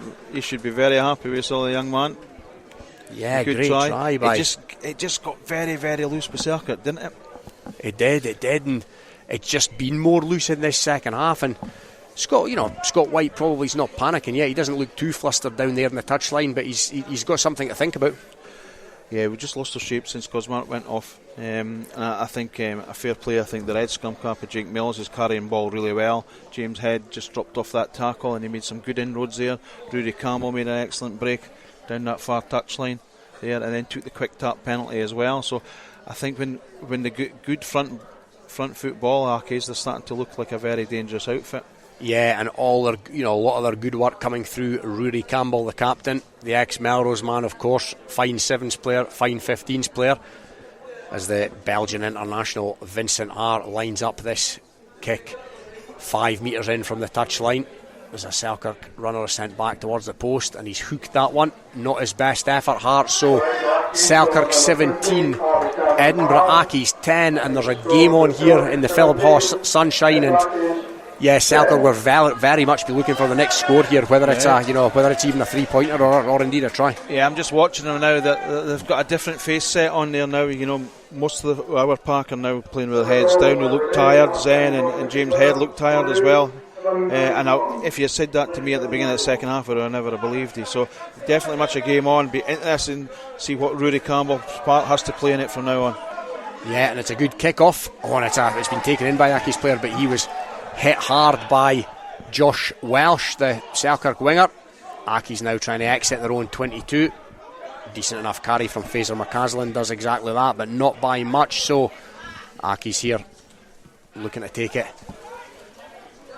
towards the Selkirk half with a kick, and it's gone into the Selkirk half, and here comes Monroe Job hanging back to receive the kick. Job will do well not to get isolated here, but no, his Selkirk teammates have got back behind him. And here comes Petty, the captain. Petty out to Josh Welsh. Josh Welsh does well to keep in the field of play on this near side. Hamilton, the scrum half, it's back to him. Now here comes James Head. James Head puts the shoulder down. He's hit hard, but he's going to maintain possession. Hamilton's round again. Now have Selkirk at number. Oh, it's been intercepted. It's been intercepted by Harvey Cameron Barr. And is he going to go all the way? Harvey Cameron Barr. Kieran White's coming over, but Cameron Barr's in, and the balance of power is swung here, Scott. Yeah, and there's no need for it at all, to be fair. I'm just watching the heads. There's so many of our forwards will just look tired. It's like that sunlight in the last 10 minutes. It's just took all the energy out that forward pack. It's really important now we get some senior players in there under the post and start pull the jerseys together and start creating something. Yeah, Selkirk have had the wind knocked well and truly out of their sails here by Edinburgh Accies, who've looked a different team since they've came out at half time, and it's 17 points to 15 with a kick to come to potentially bring things level. It couldn't be any closer to the touchline, however, for Ben Appleson, who's going to have a swing at this one. Another left-footed kicker. But yeah, you're right, Scott, they're going to have a chat, but beneath those posts and sort a few things out. Yeah, I've been quite impressed with Sam. I think it's Sam Johnson that came on the little scrum half for Edinburgh Accies. He's lifted the tempo of the game up. And that's a decent effort. It's a better than decent effort from Ben Appleson, and Ben Appleson has drawn things level at 17 points apiece. And who would have foreseen that at half time? Selkirk, particularly the forwards, played with a cigar in their mouth in the first half, but they're coming a distant second in this second half. Yeah, the Selkirk need to galvanise. I noticed they're bringing Aaron McComb on now, so it'll be interesting to see what position he goes on at. It looks like he's got to move into 10 and they're taking Ross Nixon off. Aaron McComb is an outstanding rugby player. He really has he has an opportunity for half an hour anyway to try and turn this game around for Selkirk. Yeah, I don't think it's anything huge they need to do. They just could do with a bit of territory to me, Yeah. And a calm head once they get there and not force the issue. But yeah, you're right, Aaron McComb, he's a wonderful player, and he's the co-captain. It's his first league involvement of the season after a rib injury sustained in a pre-season game down at Ayr, but it's been gathered in the kick-off by the second row, Richard Thompson, the Irishman. Accies now trundling forward, and they're just making a metre or two every time they have a bash, and you can see the Selkirk players with their hands up waiting for the box kick to shield the sun from their face. And it wasn't the best box kick from the sub scrum half Sam Johnson, the 38-year-old, still doing his thing, all credit to him. So Accies have gone nowhere and they're on the Selkirk 22. But it's back out the back door to Robbie Kent. Now Robbie Kent's going to have a crack from deep, but but Selkirk Kent made a mess of that, and it's came back on the Selkirk side. Now it's Zen Svadrag with a trundle. Svadrag making inroads up towards the Selkirk line. The referee's going to bring them back for a penalty, however, and it's a penalty to Selkirk, and that is exactly what Selkirk were looking for, Scott, from that restart. Robbie Kent was on his toes there looking to make that outside channel break. Now it was good defence. I'm not very sure who it was, but done very well to turn that defence into attack. Okay, welcome back to the score sheets here, and Curry have turned it round. 29-26 it was with an Ali McCullum try, but GHA have hit back again, retaken the lead. It's now Curry 29, GHA 33. Glasgow Hawks 31, Mar 8 is a latest score. Hoyk 31, Heriots 12 is also a latest score. Jed Forrest leading now, 33 points to 27. Late tries by Gregor Young, Lewis Young, and now Mason Cullen. 33-27 to Jed Forrest with another bonus point in the bag.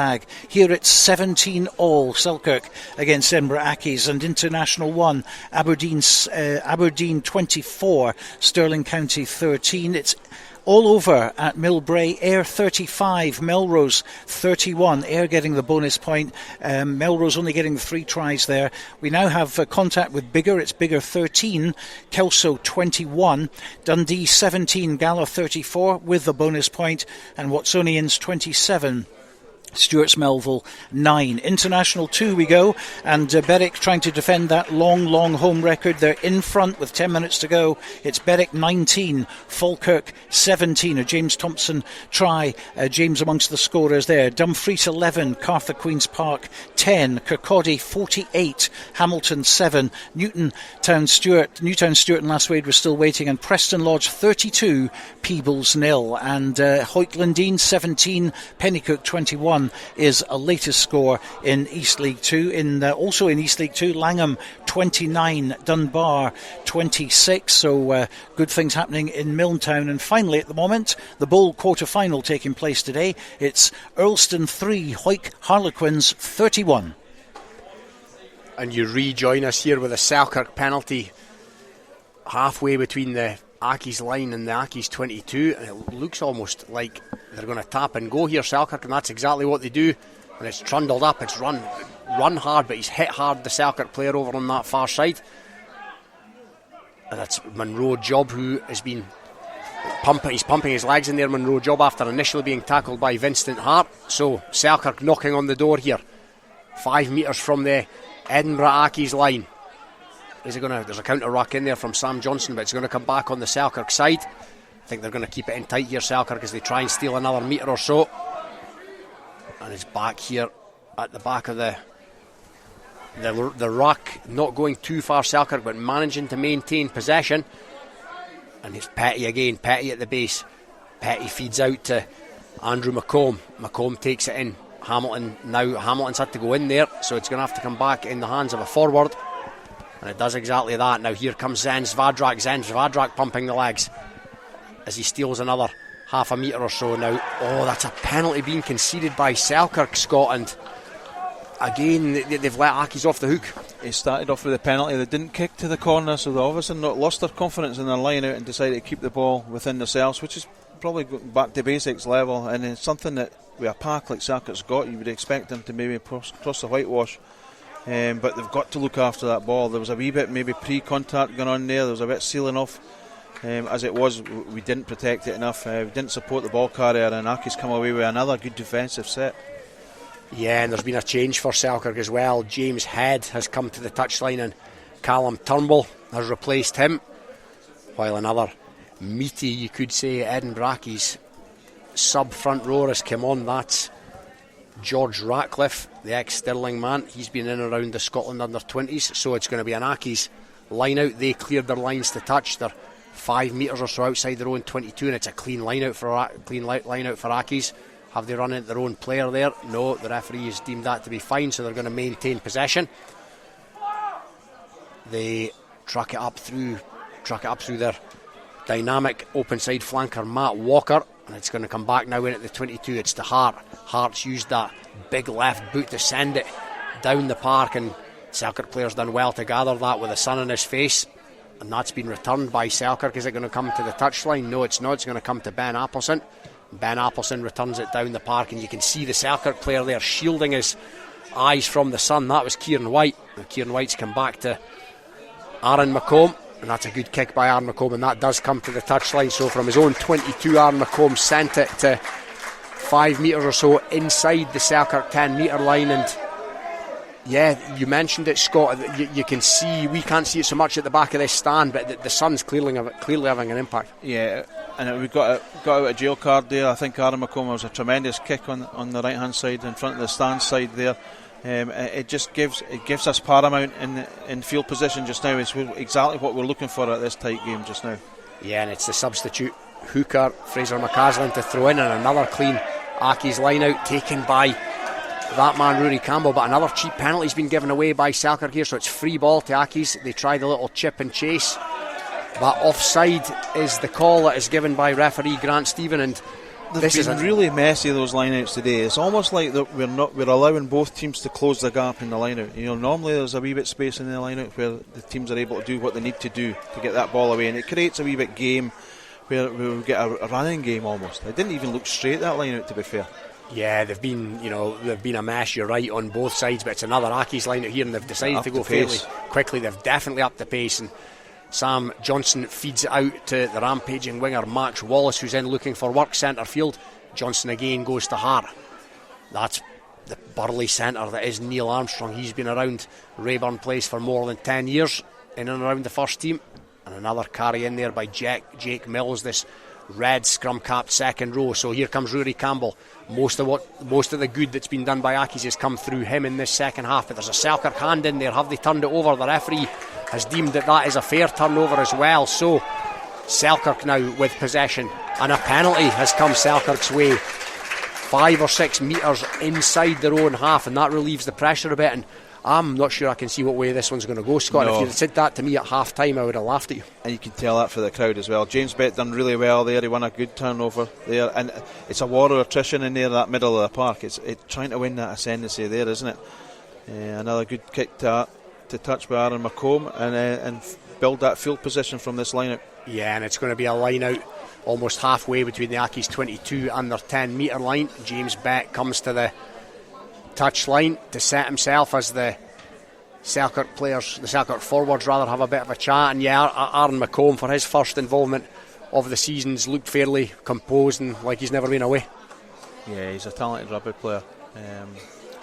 And he's come back with a few injuries last year as well, so I think the club would be very happy if he gets 30 minutes out of this today, no matter what the score is, but he feels his way back into the game. I think Zen's played well today. Yeah, and as you say that, another Selkirk line out goes a begging, but fortunately for them it was knocked on by the Accies player at the tail of the line out as he strived to get his big mitts on it, so that's a real let off for Selkirk there. The line out has not functioned at all this afternoon, but they're going to get a scrum in a similar position, which is 20 metres maybe infield, halfway between the Accies 22 and the 15 metre line. So it's going to be again Jack Hamilton to feed this scrum. There's been a change in the front row as well, as Zvagrak has come to the side and he's been replaced by Kieran Thompson. Yeah, and that Accies have just got a wee bit of a shunt on it, and we didn't say that in the first half. As the referee's whistle goes, they're going to reset it.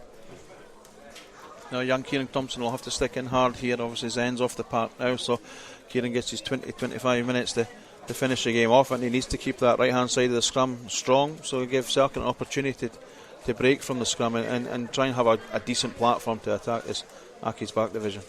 Yeah, they'll be looking to, parity will be fine for Selkirk here. They've got a reasonable attacking position. Aaron McComb waiting eagerly, but Will Munro job. Fancy a run from the base, but the referee's going to reset this one again. So plenty substitutes on the park now, or finishers as Eddie Jones would call them. Selkirk scrum. Decent attacking platform from which to work if this scrum can be finalised without needing to be reset. Looks a bit better from here, so Hamilton with the feed. He's looking to the referee, but that one looks fine. No, the referee's whistle goes again. Something gone awry in there, Scott? Yeah, I'm too far away to understand it all, Robin. But it's disappointing because it was really just peppering. It wasn't. It was just bubbling away the game. You could see Accies up in the tempo of the match as well, and certainly Accies had the ascendancy this second half.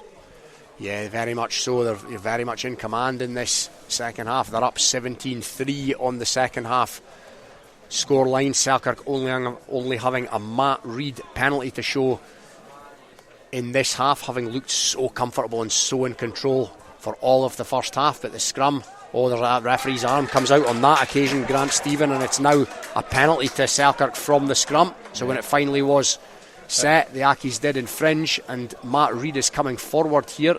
Is he fancying a crack at the posts? Well played, Luke Petty, winning that scrum and that penalty scrum ball. It'd be interesting. Yeah, I think they'll go for the posts. Yeah, Matt Reid. So they've had, they had opportunities in the first half and they were having none of it, but at a scoreline of 17 points all as we creep deep into this second half. Selkirk looking to keep this scoreboard ticking over. It's quite interesting. Watching Robbie Kent obviously went off before with an injury, and they're pretty keen to get him back on the field again. He's one of the better players on the Accies side. They've strapped him up in his ankle, what it looks like, and very keen to get him back on the field again. Yeah, he looks like he's prowling the touchline, and I can see that yellow bib coming off shortly as Matt Reid lines this one up. He's maybe 12-15 metres outside the 22. He's maybe 5 in from the 10 yard line. The right footed kicker, he's slightly to the left of the posts as he looks at it, so he starts his run up. Matt Reid struck it well enough. Has it got the distance? Has it got the distance? It has got the distance. The crowd will tell you it's got the distance, and that's just what the doctor ordered for Selkirk, Scott. Yeah, he's a good kicker, a good young lad, kept his head. He doesn't particularly follow right through, which was interesting. It's almost like a little pitching wedge, but it got over the crossbar, and that's all we needed, another 3 points. Yeah, it did look like it was almost on his limit there, but the Selkirk fans will not care one jot about that. Kick-off's massive here. Get us all back up the field. Yeah, the left-footed Hearties went long with that one. Selkirk player under it does well to take the kick in the glare of the sun, and that's been sent to the touchline by Selkirk, and it's a decent enough effort, and that's going to be an Accies line out now, halfway between the halfway line and the Selkirk 10-metre line. So pressure, Scott. Yeah, Robbie Kent's back on the field again. Young Cameron Barr will be itching to get his hands on the ball. He's had 2 touches and scored 2 tries, so it's all to play for, isn't it? It is, and yeah, so much of the Accies chat pre-game was around Lewis Wells, and he departed the scene 20 minutes or so into the first half, but Harvey Cameron Barr's looked a more than capable replacement with his 2 tries, and that's a really clean Accies line out over on that far side. So Accies with another chance to build here, and Selkirk will be looking to repel that and try not to give away any penalties here, but this Accies maul is making headway. They've made 5 metres or so up towards the Selkirk 10-metre line. Johnson out to Hart. Hart's got runners here. Now it's the man who's come back on, Robbie Kent, but he's well marshalled in the midfield. Now have Selkirk turned that over. Ooh, that was close, but it's came back on the Accies side, and a little chip kick over, and Harvey Cameron Barr's after this. Oh, the bounce evaded Harvey Cameron Barr, he could have been in there. Now Selkirk have got numbers here. That's Kieran White, thinks better than to go for the speculative offload. And what will Selkirk do here? They're inside their own half, and yeah, I thought they might do that. Jack Hamilton's put the box kick up. It's been well gathered in there by Ben Appleson coming at pace, and now it's Accies with possession, 3 metres inside their own half. McCaslin, he's well taken down by the Selkirk player. Johnson, he's been impressed with the 38-year-old since he came on. Now Max Wallace, this other big winger, that's Rory Campbell lurking with intent in the back division, prominent in this second half, the ex-Melrose man, and the referee signalling for an Accies penalty here. I'm not sure what the infringement was, but Sam Johnson decides to play on knowing the penalty is coming his way, and Accies are into the Selkirk half here. Hart with a dummy and go, knows that he's got a free ball in the second row. Jake Mills, he's been impressive this afternoon. He's taken the pass from Hart, and Accies have maintained possession. Do they still have an advantage? The ball's not coming back cleanly. It's slow ball for Accies. Will the referee have seen enough? Oh, and there was a man over there on this near side. It was Jake Mills who... Oh, but Jake Mills had his winger Harvey Cameron Barr with space in front of him, but the big second row decided to take it in, but the referee has deemed that not enough advantage was gained, so there's going to be a penalty here to Edinburgh Accies. Where's the referee going to plant his foot? He's out with the Selkirk 10-metre line. He's halfway between the Selkirk 10-metre line and the halfway line, maybe 15 metres in, and I think it was James Bett was on the ground and then tackled. Well, obviously once you're on the ground you're out of the game, and he tackled Rory Campbell. I think that's what the penalty was for, but you can see the energy from the crowd and from the players as well. Now they understand how important it is. We talked about how important this game is, even as early in the season as what it is, but we're now down to 20 points to 17, and Accies are really pushing to try and get this win. Yeah, and the Accies penalty's been sent down into the Selkirk 22 over on the far side here at Philiphaugh. It's Selkirk 20, Edinburgh Accies 17. Not long to go, you would assume, in this game. It's going to be a line out to the Accies. Fraser McCaslin to try and be on point with his darts, and he is exactly that. So Accies will look to build pressure here as they steal another metre or so with that maul. It's inching its way infield as well as forward, and Selkirk do well not to concede a penalty here. It continues to move, this Accies forward pack. They're trundling forward here. Selkirk on the referee's arm is out. Advantage coming Accies' way as they continue to inch towards this Selkirk line. Is the ball going to come back? Yeah, the referee, the shrill of the referee's whistle will tell you that the penalty is going to come now.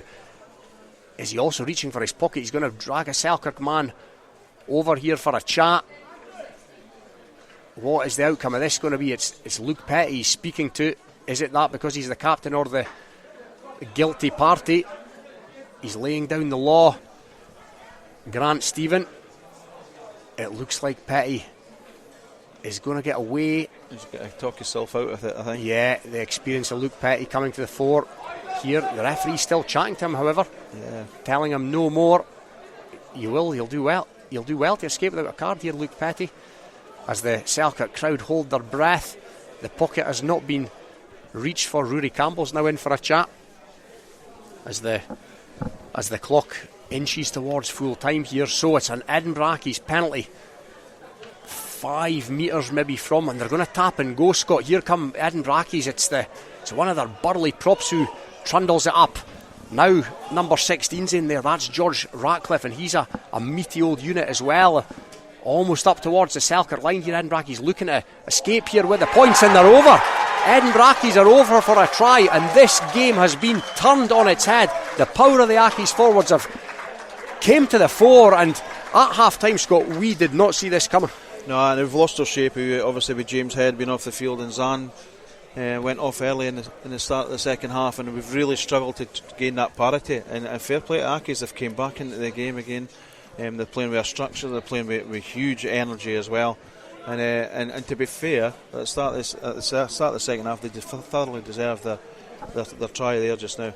Oh yeah, and eye on the balance of play in this second half, Scott. You know, they're not doing a runner here up the road with the points. You know, rugby's a strange game, isn't it? Yeah, it certainly is. I am taken aback here. If you'd said to me at half time that Edinburgh Accies would leave here with the spoils, I would have thought you'd taken leave of your senses, but it looks like they might do exactly that. It's 22 points to 20 in their favour. A relatively straightforward kick to come for the left-footed kicker. It's Ben Appleson going to begin his run up, taking all of the minute that is available to him, and rightly so. So here comes Appleson.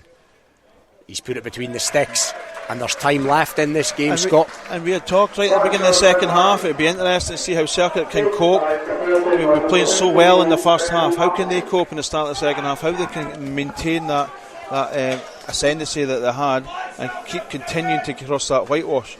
And they've struggled with that. They've struggled with that pressure this afternoon in the second half. Yeah, it looks maybe like the pressure did get to them, and there was men in front of the kicker there for all the world. That referee's going to let that go, and it's been it's been gathered in by the Accies forwards. It looked like Selkirk were going to come up with the pill, but it's Accies now 24-20 to the good in the dying embers of this game, and Vinnie Hart has put his meaty left foot through that ball, and that's down towards the Selkirk 22. It's going to be taken in by Monroe Job. Now, was a Accies player impeded there? He thinks he was, but Matt Reid has taken it in. Selkirk are going to have to go from deep, and they're going to have to go quick. Go out and win the game. They're going to have to do something, and now it's Aaron McComb out to the dancing feet of Ryan Cottrell. Cottrell straightens and goes, needs his support. The ball squirts out there, but it's been taken in by a Selkirk player. Now Selkirk have maintained possession. They're up to the halfway line. Here comes Callum Turnbull on the charge, still in and around the halfway line. Hamilton to McComb. McComb's got Petty. Petty makes a decent carry, and that steals a metre or so. Selkirk trundling forward here, maybe not as quickly as we would like, but that's a little half break by McComb. He needs support. Accies are in over the ball, but it's going to come back on the Selkirk side, up towards the Accies 10 metre line. It's Petty again. Petty throws the dummy, but he's caught on the gain line. Hamilton's going to fish this back. Hamilton. Selkirk now trundling up towards the Accies 10 metre line, but there was an Accies player in there over the ball. Grant Stephen was quick with a whistle, and is that going to be that, Scott? He was quick with a whistle, to be fair to him, because he's not been consistent when it comes to quick rolling away for the ball. I just feel we look tired, don't we? Selkirk look really tired. We've lost our energy, and that's the end of the game, I think. Yeah, the referee brings proceedings to a close here. For want of less of a cliche, talk about a game of two halves. Selkirk 14-0 and coasting, you have to say, at half time, but Accies have come right back into this. 3 second half tries, 2 for Harvey Cameron Barr. I think the third one was for either George Ratcliffe or Fraser McCaslin. And what do you say, Scott? What does Scott White say in the sheds after this? Yeah, I wrote down just at half time, such a powerful display in the first half. You know, we looked as if we were coasting the game, as he rightly had said. And Scott White and his coaching staff will be bitterly disappointed. All credit to Accies for coming back and playing a high tempo game in the second half. Very frustrated and disappointed, because you could see in that first half the skill level of the Selkirk side, and really thinking that we're going to progress this year in the league. So, as I said, it's early days of the season, and very disappointing to lose such a strong game today. But hopefully Selkirk can bite back. Yeah, so here at Philiphaugh it comes to a close. The game is finished, and it's a game of two halves. It's finished here. Selkirk 20, Edinburgh Accies 24. Okay, thank you to Scott Tomlinson and to Robin Purdie. We'll be getting some post-match reaction to that, but here's all the results from Premiership now. Listen to this one. Curry, who were down 26-5, have come back to win 43 points to 40 at Millennium Park. Glasgow Hawks 38, Mar 25, Hawick 52, Heriots 21. Jed Forest get their first win of the season. It's Jed Forest 43, Musselburgh 34, and here at Philiphaugh, Selkirk 20, Edinburgh Accies 24. Selkirk tasting defeat for the first time this season. International 1, Aberdeen 24, Stirling County 25 is a result there. Ayr 35, Melrose 31, and the big match at Hartree Mill, Biggar 13, Kelso 31. So Kelso unbeaten going into their next match at Stuart's Melville. That's next week, and we'll be live from Inverleith for that one, our first covering of Kelso for the season. Latest we have at Mayfield, it's Dundee 17, Gala 41. That's a latest score, and a full-time result, GHK 24, Highland 13. And another one just coming in now, Watsonians 34, Stuart's Melville 16. Into National 2, let's in fact go to Scremiston. I think we have Mickey Yanotta, who's been waiting patiently for us there. Have they defended their unbeaten record? It finished Berwick 33, Falkirk 17. Berwick's first league win, their home record intact. And despite James Thompson's early try, it did look as though Falkirk would run away with this, scoring 3 tries, 1 converted. Nathan Melrose's strength and Jack Webster's boot made it 12-17 at the break. That try lifted Berwick's spirits, and on the hour, good link-up play by the halfbacks presented James Grieve with a simple try, Webster converting. In fact, their back line a constant thorn for Falkirk. With 5 to go, 5 metres out, the ball broke loose, and replacement Ewan Thompson went in over the top. Webster wasn't going to miss this one for the bonus point try, and Ben Nicholson then rounded things off with a try deep into injury time in the corner. Berwick deserved this. Berwick 33, Falkirk 17. So that record that goes back to 2017 still intact. Well done to Berwick getting their first win out of 2 this season, and against a very good Falkirk side as well. The latest we have was Dumfries 11, Cartha 10, Kirkcaldy 55, Hamilton 7 is a latest score. Full time at Preston Lodge, it's Preston Lodge 32, Peebles 5, so Peebles tasting defeat for the first time this season. It's finished Hawick Lindeen 17, Pennycook 26 in the East League 2. We're still waiting on the final score for Langham. Last we heard, Langham were in front 29 points to 26. And in the Bowl quarter-final, the Border Bowl quarter-final today, played at the Hoch in Earlston. It finished Earlston 8, Hawick Harlequins 62. Based in Galashiels but covering the whole region and beyond, Borders Mortgage Hub is your one-stop shop for all things mortgage related in the Borders. Visit us at bordersmortgagehub.com or call us on 01896 807 008. That's 01896 807 008. Borders Mortgage Hub. Mortgages for the Borders in the Borders. Hello, this is George Ingles here, and I'm thrilled that my songs are now available on 2 albums, Anthology and Lockdown Blues. Late in the evening, she's wondering what clothes to wear. Both available on iTunes to download and stream. I am the train, been gone since 69. George Ingles Anthology and Lockdown Blues. Check them out now on iTunes and other digital sites. Hi, Nicky Walker here, Curriculum Learning Manager for Sports and Outdoor Activities at Borders College. Have you ever considered turning your passion for sport into a rewarding career? If so, then why not get in touch at borderscollege.ac.uk/sport. Borders College, regionally focused, globally engaged. To commemorate the 7th anniversary of the opening of the Borders Railway, an 8 DVD box set is now available featuring the complete series Borders Railway from start to finish, plus the full hour-and-a-half documentary 5 Years On, which examines the possibility of an extension to Carlisle, plus extra features including a cab journey along the entire Borders Railway, all for the special price of just £14.99, including post and packing. You can get your copy direct from hotdisc.co.uk/shop. That's hotdisc.co.uk/shop. The 8 DVD box set, The Complete Borders Railway, is available now. This is Borders Rugby Special on Borders Rugby Radio with Stuart Cameron. Yes, welcome back to Philiphaugh. We'll be hoping to talk to Aaron McComb very, very shortly from Selkirk, one of the 2 Selkirk captains this season, and also to Rory Campbell from Edinburgh Accies. They're still very much in their huddles, but hopefully they'll be joining us very, very shortly. Just going over those Premiership results again, and some big, big scores today. Currie coming from 26-5 behind at Millennium Park to snatch it against GHA, 43 points to 40. Glasgow Hawks 38, Mar 25. So Mar have had 75 points against them, against Edinburgh Accies and also Glasgow Hawks. Not the force they were last season, and of course they are currently the champions in the Premiership.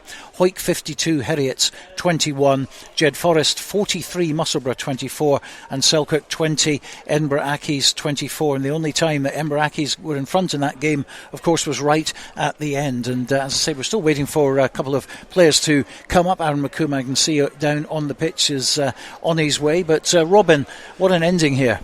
Yeah, what a game, Stuart. As we said in the commentary, a quintessential game of 2 halves. If you'd said to me that Selkirk would, let's call it what it was, they threw it away. If you said to me at half time they wouldn't emerge victorious, then I would offer you very long odds on that. And yeah, it's a disappointing result for Selkirk. I'm not really sure. You can put your finger on what actually went wrong, but they just looked a completely different team in the second half. And all credit to Accies, they also looked a different team. They had a whole lot more energy when they emerged from the sheds. And some of these incredible matches in the Premiership, as I say, Currie 43, GHA 40. They've certainly had their money's worth down at Millennium Park today. Oh yeah, I think that's probably the kind of mark of a champion team. They by the sounds of things, they were dead and buried, but they've come back to win that game and win it with a bonus point. And yeah, that'll take them out to 20 points, and they are, they appear to be good value for that.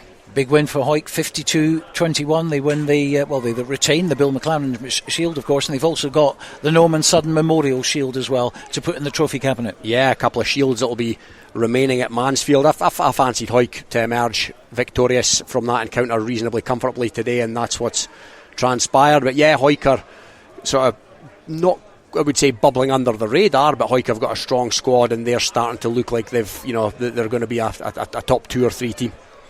And of course Jed Forest 43-34 against Musselburgh, huge win, bearing in mind that before today Jed were in 8th place, Musselburgh in 9th. Yeah, massive 5 points for Jed to add to the 2 that they got last week, and yeah, that'll just give Jed a bit of confidence that, of course, they play Accies at Rayburn Place next season. That's not going to be an easy trip up the A68 for them, but yeah, they'll be pleased enough down at Riverside with that one. It'll be a monkey off the back.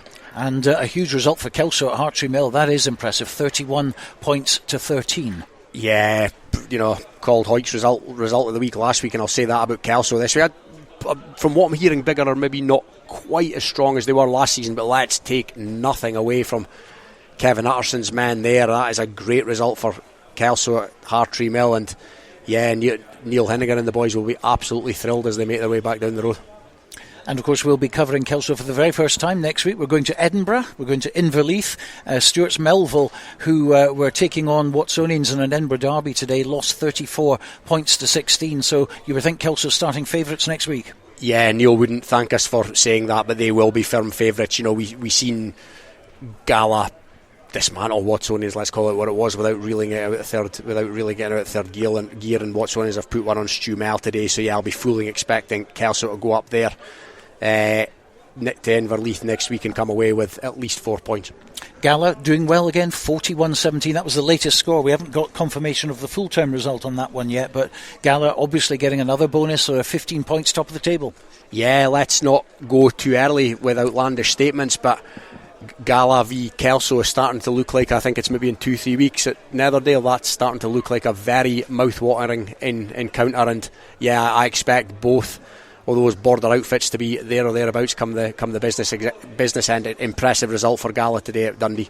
And of course in National 1 we had the results at Millbrae. The early kick-off today was Ayr 35, Melrose 31. So a losing bonus point. I don't think they got the try bonus. I certainly saw 3 tries go in. I don't think they got the 4th, but 35-31. Again, another high-scoring game today. Yeah, been a lot of high-scoring games today. It's been a good day for it. Obviously good conditions, it would appear, across the country. And yeah, Melrose, it looked like they might snatch that one. I think they were down to 14 men for a big chunk of the second half, so they've probably battled well there to come away with a point, in all fairness. But yeah, I did think Melrose might come unstuck down there today, but plenty teams will over the course of the season, so it'll be interesting to see how Melrose respond to that next week. And into National 2, Peebles, a big loss for them this week, so they've come down to earth with a big bang. Preston Lodge getting over the line on that one by 32 points to 5, but fantastic for Berwick, holding on to that unbeaten home record, and of course we'll be visiting there in a couple of weeks' time when they take on Peebles, so that now takes on a very interesting sort of look towards it. They were winning that today by 33 points to 17 against Falkirk, who are no mugs. Yeah, congratulations to Berwick for their first win of the season at that level, and yeah, it's a really good win at that, and as you say, it tees things up nicely, for the game against Peebles. In fairness to Peebles, that's their first reversal of the campaign, but from what I'm hearing in that division, there won't be many teams will go to Preston Lodge and come away with anything, so not a catastrophe for Peebles by any stretch of the imagination. So there it is. That's the closing headlines in the Premiership. There were wins today for Jed Forest, for Edinburgh Accies, for Hawick, Glasgow Hawks and Currie. In National 1, victories for Stirling, Ayr, Kelso, Gala and GHK. And in National 2, a win for Berwick, a loss for Peebles. And of course we'll mention Hawick Harlequins as well, who got over the line in a big way, winning the Border Cup quarter-final at Earlston. Well, we'll be back again next Saturday. As I say, we're coming from Inverleith, from Edinburgh next week for a little change, and it will be our first look at Kelso, who are unbeaten. That's between 2 o'clock and 5 o'clock right here on Borders Rugby Radio. Hope you can join us then, but for now, from me and the team at Borders Rugby Radio, bye for now.